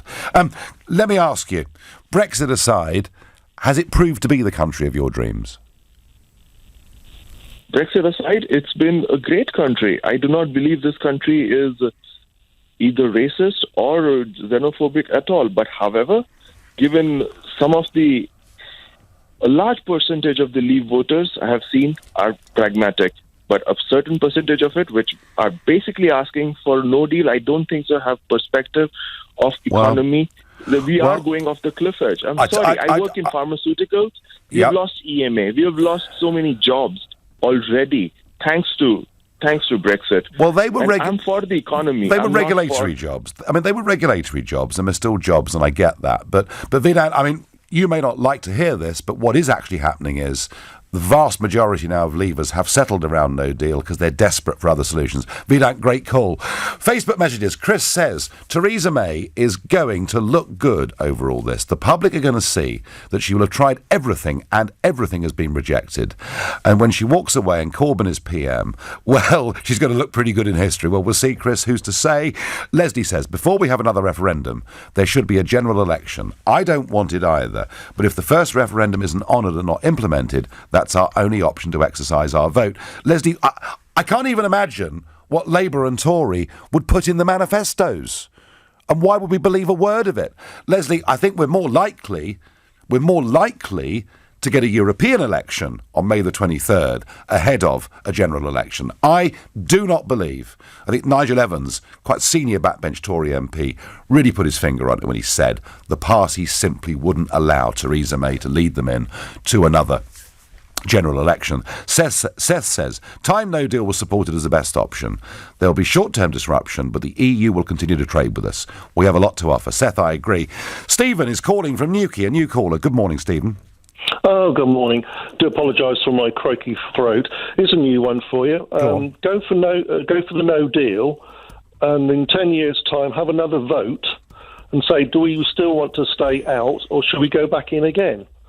A bit Stephen, controversial, I think. But I actually think that's rather sensible in a way. I think but the thing that gets me with the Alistair Campbell argument is I don't think it's right to have a second referendum before you've implemented the first one, but it's perfectly reasonable a few years down the road to have a look at it and say, is there temperature to have another vote? Well, we've always got these manifestos they all come up with saying, look at this is what we're going to do, and they never do. But you've got the other side of the argument, people saying, oh, we didn't know what we were voting for. Well, originally I can go back to the early days when I first voted no. So I'm old enough to remember, and especially with de Gaulle trying to keep us out for years and years. No, and all the publicity was done. I remember on the Daily Mirror, they had supermarket trolleys. They had about half a dozen trolleys with no, and a whole couple of rows with yes. So we were brainwashed to actually go in the early days. And talking about reset button, a bit like a computer, really. Shame we can't press the button and actually say reset and reboot, and we go back to just before we went in and use all the rules and regulations we had then. So, well, they all were tried and tested. So let's just use those. Well, of course, Stephen. We didn't even have VAT in those days, did we? That all came in. No, I mean, we put up with that, haven't we? We've seen that increase. Going back to your march, it was unfortunate to hear some poor lady was in the march and I think she was a nurse, and someone called her Hitler and Nazi. Yeah, I saw that coverage. Hang on a minute, we're actually... We're part of this country. I think you've got it the wrong way round, because we fought 2 world wars, which we're still paying for, I believe, although the First World War outstanding debt was actually loaded into the Second World War. So we've actually gone to the defence of Europe and God knows how many times, and all they seem to want to do is again, rather than fight another war, is make us federalist. So, we won't fight a war because we've lost 2 of those. So you think, what's going on? We're British, we should be proud of it. So all these people went off to war and they fought for us and they died for us, and you think that was democracy. That's what they were fighting for, was for democracy. I agree. Stephen, I absolutely agree. I absolutely agree with your passion and your emotions. Thank you. Up to Birmingham to speak to Charles. Good morning, Charles. Good morning, Nigel. Mrs May should come out on the steps of 10 Downing Street tomorrow and resign. Yeah. No two ways about that. And what should happen then is we should put either Davis or Dominic Gerard in as caretaker PM, and they will take us out with a no deal. Well, if she resigned, because tomorrow's the 1st of April Fool's Day, yes. So I can't see her resigning tomorrow morning before midday. The trouble is, Charles, she's not going to resign, is she? Because we're up against another hard deadline. We've got a hard deadline coming up on the 12th of April, and the Tory party would not be able to install anybody quickly, would they? They would, because if the 1922 committee says to her tomorrow morning, we want you to step down, we could put Davis or Don as caretaker PM straight away without a problem, and then they could have the election. Charles, that could be done. It won't work. It won't happen. There is no way, unless somebody accepted an interim premiership for a few weeks, and that perhaps could be done through cabinet. But the idea that a new leader would take over without a full debate and a vote of the membership, Charles, it isn't going to happen. Believe me, it isn't going to happen. Thank you. Why do Remainers, I get on Twitter, continue to blame the Leavers for this mess? It was the government that was charged with making it happen, and they failed. Paul, the government have failed, and the real reason we're in this mess, this crisis, and by the way, it's not a national crisis, it's a political crisis, and I genuinely believe that. The reason we're in this crisis is because the Remain side didn't accept a democratic result. That is why we're where we are. You're listening to the Sunday edition of the Nigel Farage Show here on LBC. It's 11:30 in time for the news with Philip Chrysikos. It's understood the Prime Minister faces further cabinet resignations depending on her Brexit decision. This latest is 6 if there's a no deal, but 10 other cabinet members are encouraging a no deal. Separately, Labour is hinting at calling another no confidence vote in the government, describing Theresa May as being out of control. New stop and search rules are introduced today to help police in England and Wales deal with knife crime.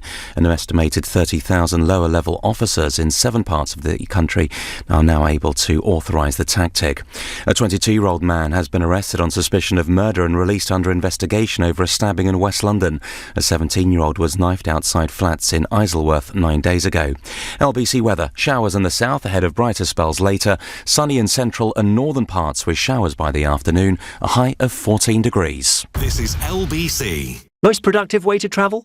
Richard Percy, CEO of SafeToNet, takes the train. If I'm on a train in particular, I always book my seat in advance, which means I can actually relax and think about what it is that I'm trying to do. I actually find it the most rewarding time in terms of productivity. Arrive ready for business with Great Western Railway, who offer free Wi-Fi on board most services. To find out more and for your chance to win a business bundle, including a laptop and smartwatch, visit lbc.co.uk. If, like me, you own a micro business or run a charity with a van or minibus that's polluting the air, you might want to listen up. I've just been told about the Mayor of London's new scrappage scheme. They said I could receive £3,500 if I scrapped my van, which I could then use to trade up to a new Euro 6 vehicle. Or £6,000 if I scrap my van, which includes £2,500 towards the running costs if I go electric. I said to them, if this is going to help improve the toxic air for my children, then I'm in. So, when I get home, I'm going to search Scrappage Scheme to see if I'm eligible. To the Mayor of London and TfL, every journey matters. I'm Peter Jones. I've worked with many businesses. They're all different. So why be shoehorned into accounting software that treats all businesses the same? Sage Business Cloud is different. It fits your business's ever-changing needs, like preparing for Making Tax Digital. With Sage, you're good to go. Business is about making wise choices. It's about being Sage. Be ready for Making Tax Digital. Sign up for a free MTD consultation at sage.com/MTD. Highways England is here to improve your journey. Have you noticed the red X's above you when driving on the motorway? Think they're not important? Think again. They mean there's an obstruction or danger up ahead. So if you see one, you must change lanes safely to avoid a penalty, or even worse. So when you see a red X, it's there for a reason. For more information on red X's, search online for smart motorways. Sky Sports F1 is the home of live and exclusive F1, and there's never been a better time to join. For just £10 extra a month, watch every practice, qualifying and race live and in stunning HD. Oh, that was magic, man. Just £10 extra a month, an incredible price guaranteed for 2 years. Oh, this is amazing. Our best ever offer ends April 1st. Search Sky Sports F1. Sky Entertainment, £22 a month, required with new 18-month contract. Set up fee up to £20. Further terms apply. If you're an EU citizen living in the UK, you will need to apply to the EU Settlement Scheme. The scheme is fully open and you have plenty of time to apply. It is free and all you need is your passport or ID card and to complete an online form. Support is available if you have any questions. To find out more and to apply, visit gov.uk/EU Settlement Scheme. Irish citizens or those with valid indefinite leave don't need to apply. Oh, look, my garden is bursting with colour. Shame it's mostly brown. Head to B&Q and get those borders blooming. We've a great range of colourful spring bedding plants, like easy grow 9-pack violas or pansies at 4 for just £10. You can do it when you B&Q it. £3 per pack, in-store only. The Nigel Farage Show on LBC. Call 0345 6060 973. The tensions, the splits within the Conservative Party are in many ways threatening the party itself. On Friday night, Dominic Grieve, who since 1997 has been the Conservative Member of Parliament for Beaconsfield and of course was a former Attorney General, and who was, and I am going to say this, elected on a Conservative manifesto to leave the European Union, to leave the single market, to leave the customs union, has become, to some, the high priest of Remain. And there was an EGM within the Beaconsfield Conservative Association on Friday evening. Here's some of the audio footage from it. The government's own documents published about the consequence of no-deal Brexit make abundantly clear that on things which aren't just about economic forecasts but simple arithmetic, the costs are horrendous. £13 billion per annum to UK business simply from the form filling that would have to take place in order to continue trading.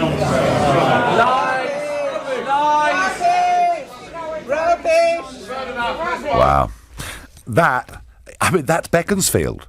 You know, we're talking here, you know, about Buckinghamshire, and it's the Conservative Party. And in the past, I have attended and observed one or two Conservative Party AGMs, and really, the whole idea is get the business over and done with as quickly as jolly possible, and then let's have a glass of something and say what a great day we're having. And you know, that is extraordinary. Now, is that entryism? Is that Aaron Banks encouraging people to go and join the Conservative Party to try and deselect people?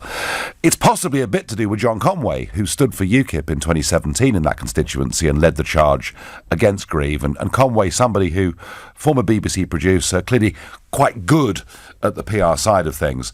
But in some ways, I think the Conservative Party has to make a decision, not just Mrs May this week, in terms of, half a dozen cabinet ministers might resign on one side of the argument, 10 might resign on the other. But I think actually the Conservative Party has to make a decision. What is it? Boris Johnson was tweeting, isn't it terrible to see what's happened to Dominic Grieve? He's a good Conservative. Boris, I'm sorry, that's out of date. The broad church Conservative Party argument is out of date, and there are many who would say that Labour faces similar problems too. But it's just, I think, a reflection of just how hugely split the Conservative Party really is. Alan is a new caller from Rayleigh. Good morning, Alan. Hello, Nigel. Good morning to you. Well, welcome. Welcome. Yes, first-time caller. Yep, welcome. So, what should she do? There's a deadlock going on at the moment, and I think one way of resolving it, in fact, a previous caller of yours was along the same route as me, basically. The idea is leave on the 12th of April with no deal, and then at the next suitable general election, incorporate a referendum in that election. What do you mean by incorporate a referendum, Alan? Well, sometimes with the general election, there can be sort of add-ons to, who you're voting for. My MP is Mark Francois, and I'm thinking about writing an email to him. To him to, suggest that to him and see what he thinks. And I was wondering what you thought about it. I don't think that having a general election and a referendum on the same day is necessarily a very good idea, Alan. Okay. I think a referendum it's something we very, very rarely use in this country. We've only ever had 3 national referendums in the entire history of the nation. Yeah. And I think a referendum should be a standalone issue. Okay. So that's my feeling on it. But Alan, who's to say? I mean, hey, I tell you what, we could finish up, and here's a possibility. We could finish up with a European election and a general election on the same day. They could both happen on May the 23rd, couldn't they? I don't know, Alan. I just, to me, holding another referendum before you've implemented the first one is just wrong in principle. But although the thing is that if we've got a deadlock situation at the moment, and it seems to me like the Remoaners are crying out for another referendum, let's give them the opportunity of that, but at a future date, once we've tested Brexit. Yes, fine. No, I would be prepared to do that. That's my compromise. Alistair Campbell, you can have another referendum in 5 years' time, after we've left the European Union and made our minds up. Alan, thank you. Ian's a new caller from Dunoon in Argyll and Bute. Good morning. Good morning, Nigel. I'm really tired of people confusing referendums with elections. Yes, okay. Talking about democracy as about being able to change your mind. And Alistair Campbell was doing this as well earlier, saying that democracy was about testing ideas and reviewing them. That's what you do with manifestos. That's what elections are for. A referendum is when Parliament can't decide on something. And that's why we had a referendum. Yes. And we have to abide by it, and we have to. The only option left now is a no deal on the 12th of April. When you, Ian, let me ask you, when you woke up yesterday morning, the 30th of March, and we were still in the European Union, how did you feel about that? Well, I could see it happening. I mean, it's been perfectly clear for the last 2.5 years that Parliament are not wanting to implement what they told the people to decide upon. Yes, and how does that make you feel? Well, I'll tell you what I think. The job of Parliament is to follow the people's instruction when it's clearly given. If I don't do my job, I don't get paid. Yep. I understand why these people, these MPs, are still taking a wage from the taxpayer. If you don't want to implement that and don't agree with it, fine. Go and do what we had to do. I campaigned for leave. Yep. We had to get it on a manifesto of a political party. The political party had to win. That's the testing and the reviewing. Then they had to get them to hold a referendum. Then you have to win the referendum. Why should the Remain side think that they should be automatically granted a referendum without having to go through that democratic process? No, I take the point, Ian. I take the point, and I hear a certain, is it frustration or anger in your voice about all this? Yes, because the anger is that I think Leave would win again. So do I. Another referendum, but the danger of holding another referendum, the only reason for holding it is because Parliament cannot yet decide what's the right way to go. That's why we had the referendum in the first place. Well, I know, I agree with that. And Ian, let me ask you one last quick question.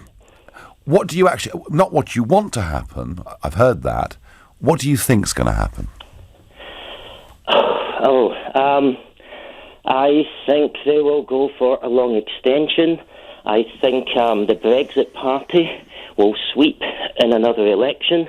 I think the Conservatives, Labour and Liberal Democrat, people who openly went against democracy, deserve to lose their jobs, and they will.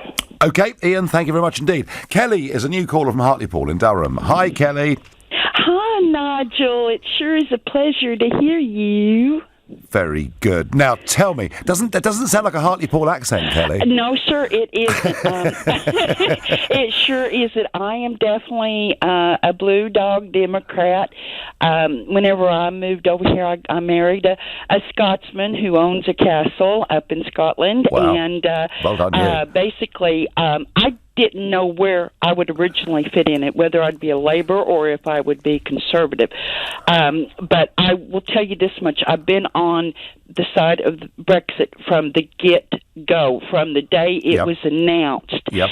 And if I may say, I'm looking at all this negativity, okay, and I'm angry too. You better believe I'm angry because our vote wasn't heard. It's not being heard. But I do want to say this, but because of my husband's castle, we have seen people from all nations come there because it was a filming site for a very famous program that's on the TV right now. Okay. Okay, and we have seen people from all over the world come, not just the EU, not just the UK. We've also discovered something else: the lack of traditional skills in today's society. I believe that being a part of the EU has caused us not to have that benefit.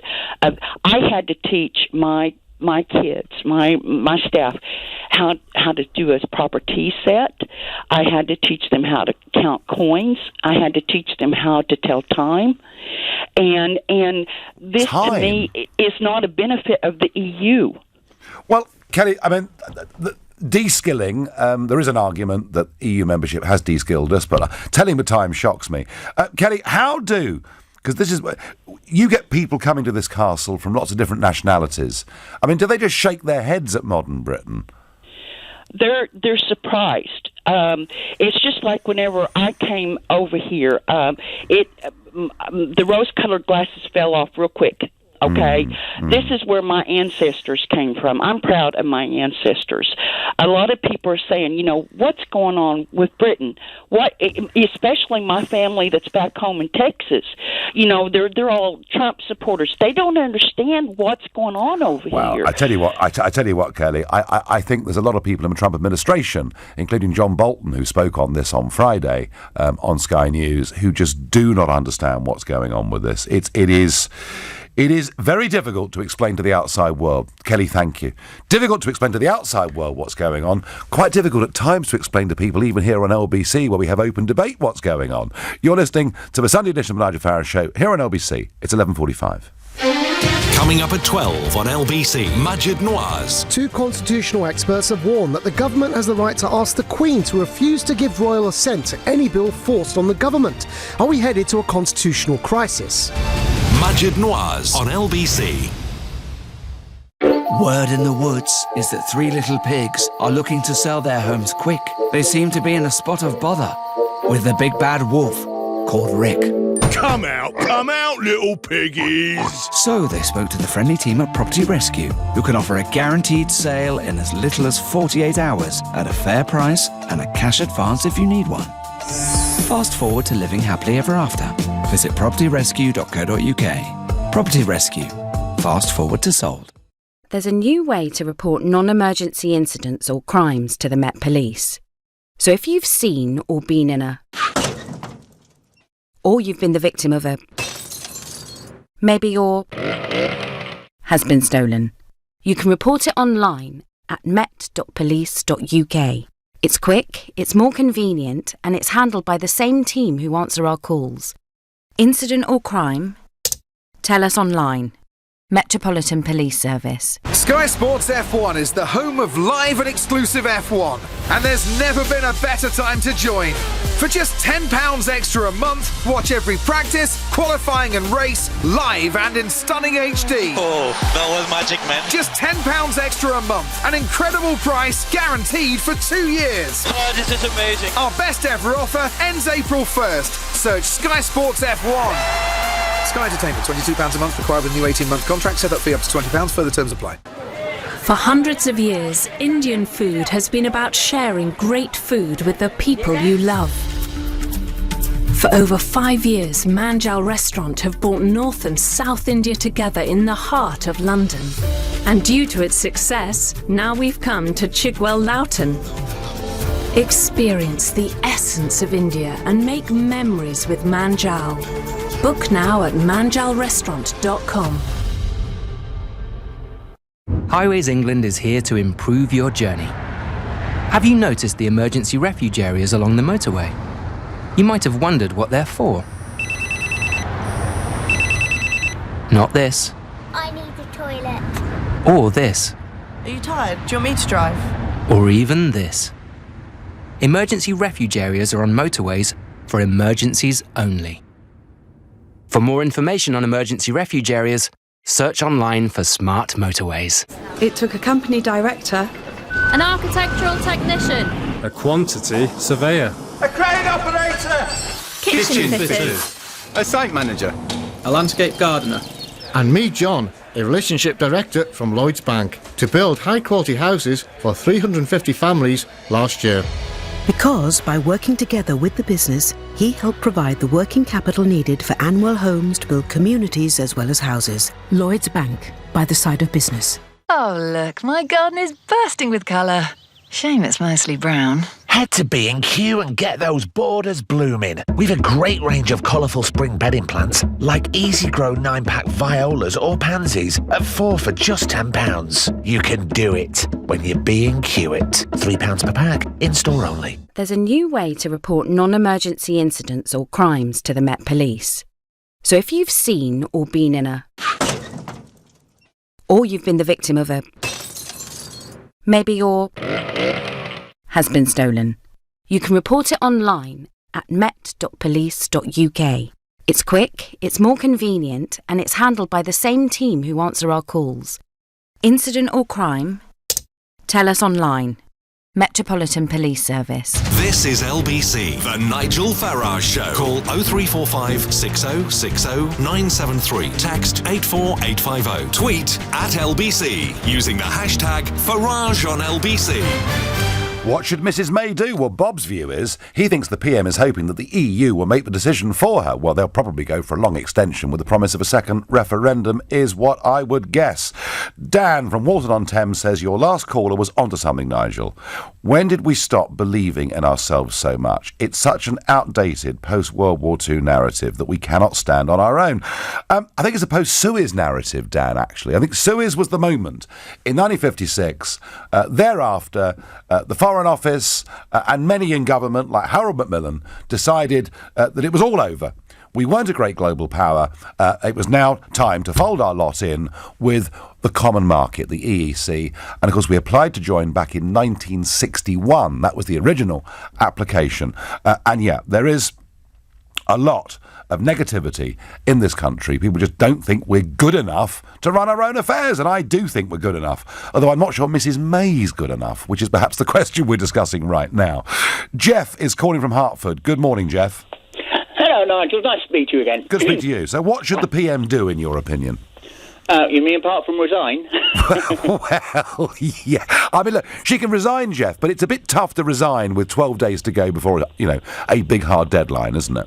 True. Yeah, but you see, trouble with Theresa May is I don't think she has ever had any intention of taking us out of the EU. I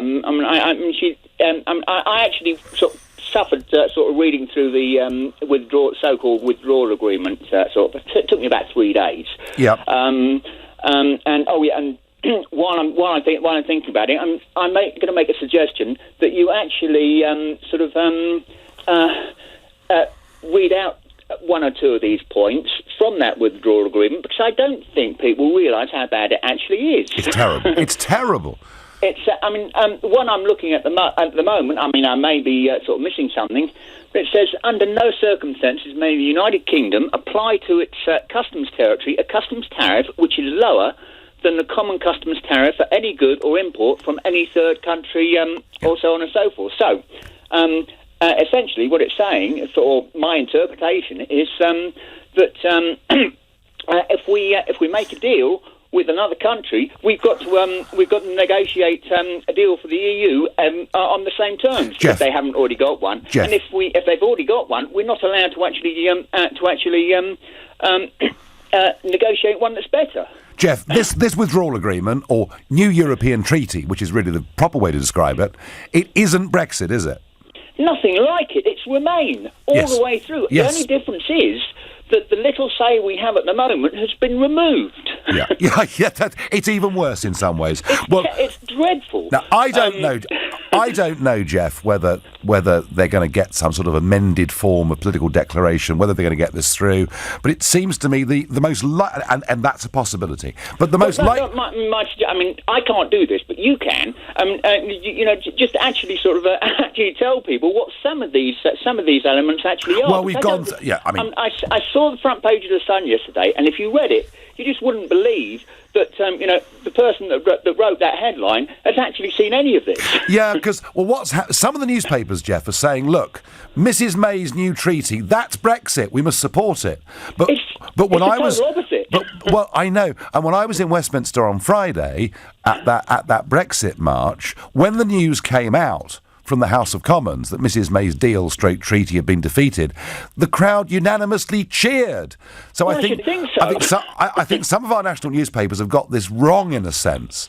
I was with Nadine Dorries on Friday morning on ITV, and she said, my constituents really want me to vote for this deal. No, they don't, Nadine. There's no evidence for that at all. What your Brexit voting constituents want is Brexit, not a Remain treaty. Jeff, my guess is the PM's ultimate choice is going to be, does she push for the no deal option or accept a 2-year extension? What do you think? What do you think she will do, Jeff? I don't think that she's any intention of taking us out of the EU. I think the whole point of this deal that she's come up with is that if it actually goes through, we're sort of tied to the EU with this deal. Yep. And if it doesn't go through, then we remain anyway. It's a choice of Remain or Remain. The only leave option, which as a result of her deal, was no deal, yes, has been taken away. So we've got Remain or Remain. Hasn't. It hasn't actually. It hasn't actually.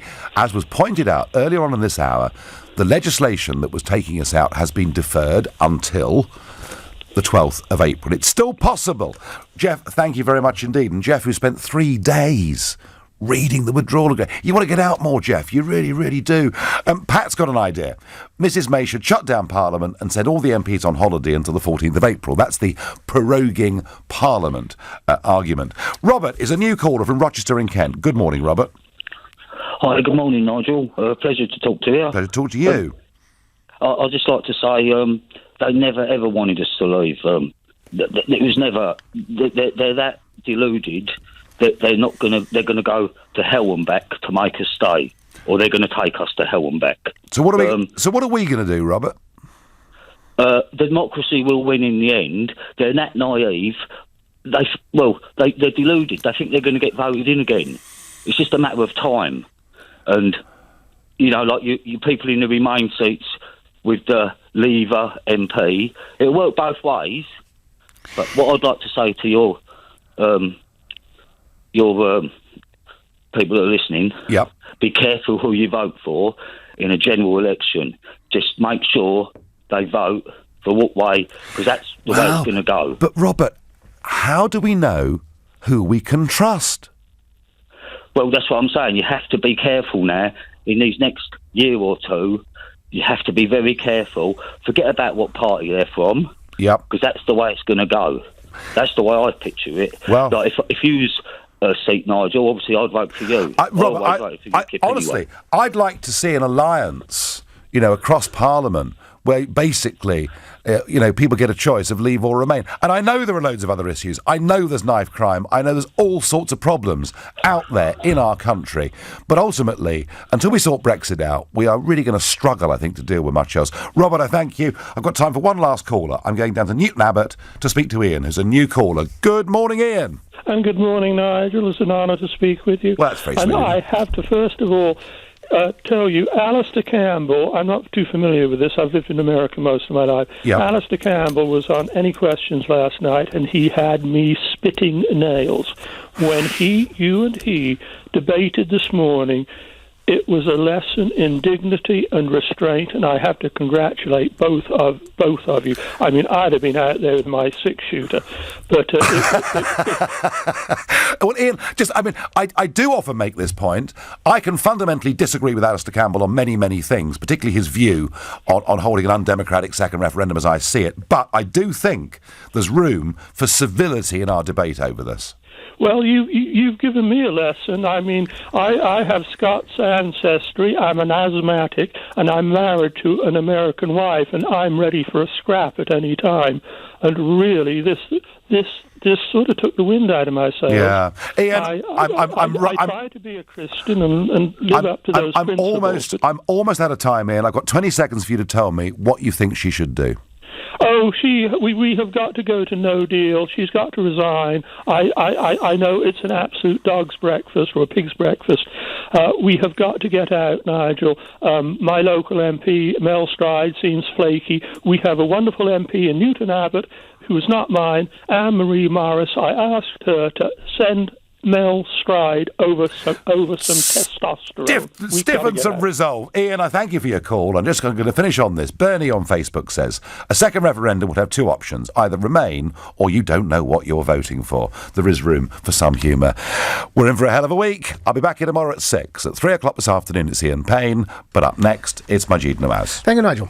Coming up, tens of thousands have been demonstrating in Gaza to mark the anniversary of the Great March of Return, as it's called. Some have attempted to breach the border with Israel, leading to an IDF response that has caused Palestinian fatalities.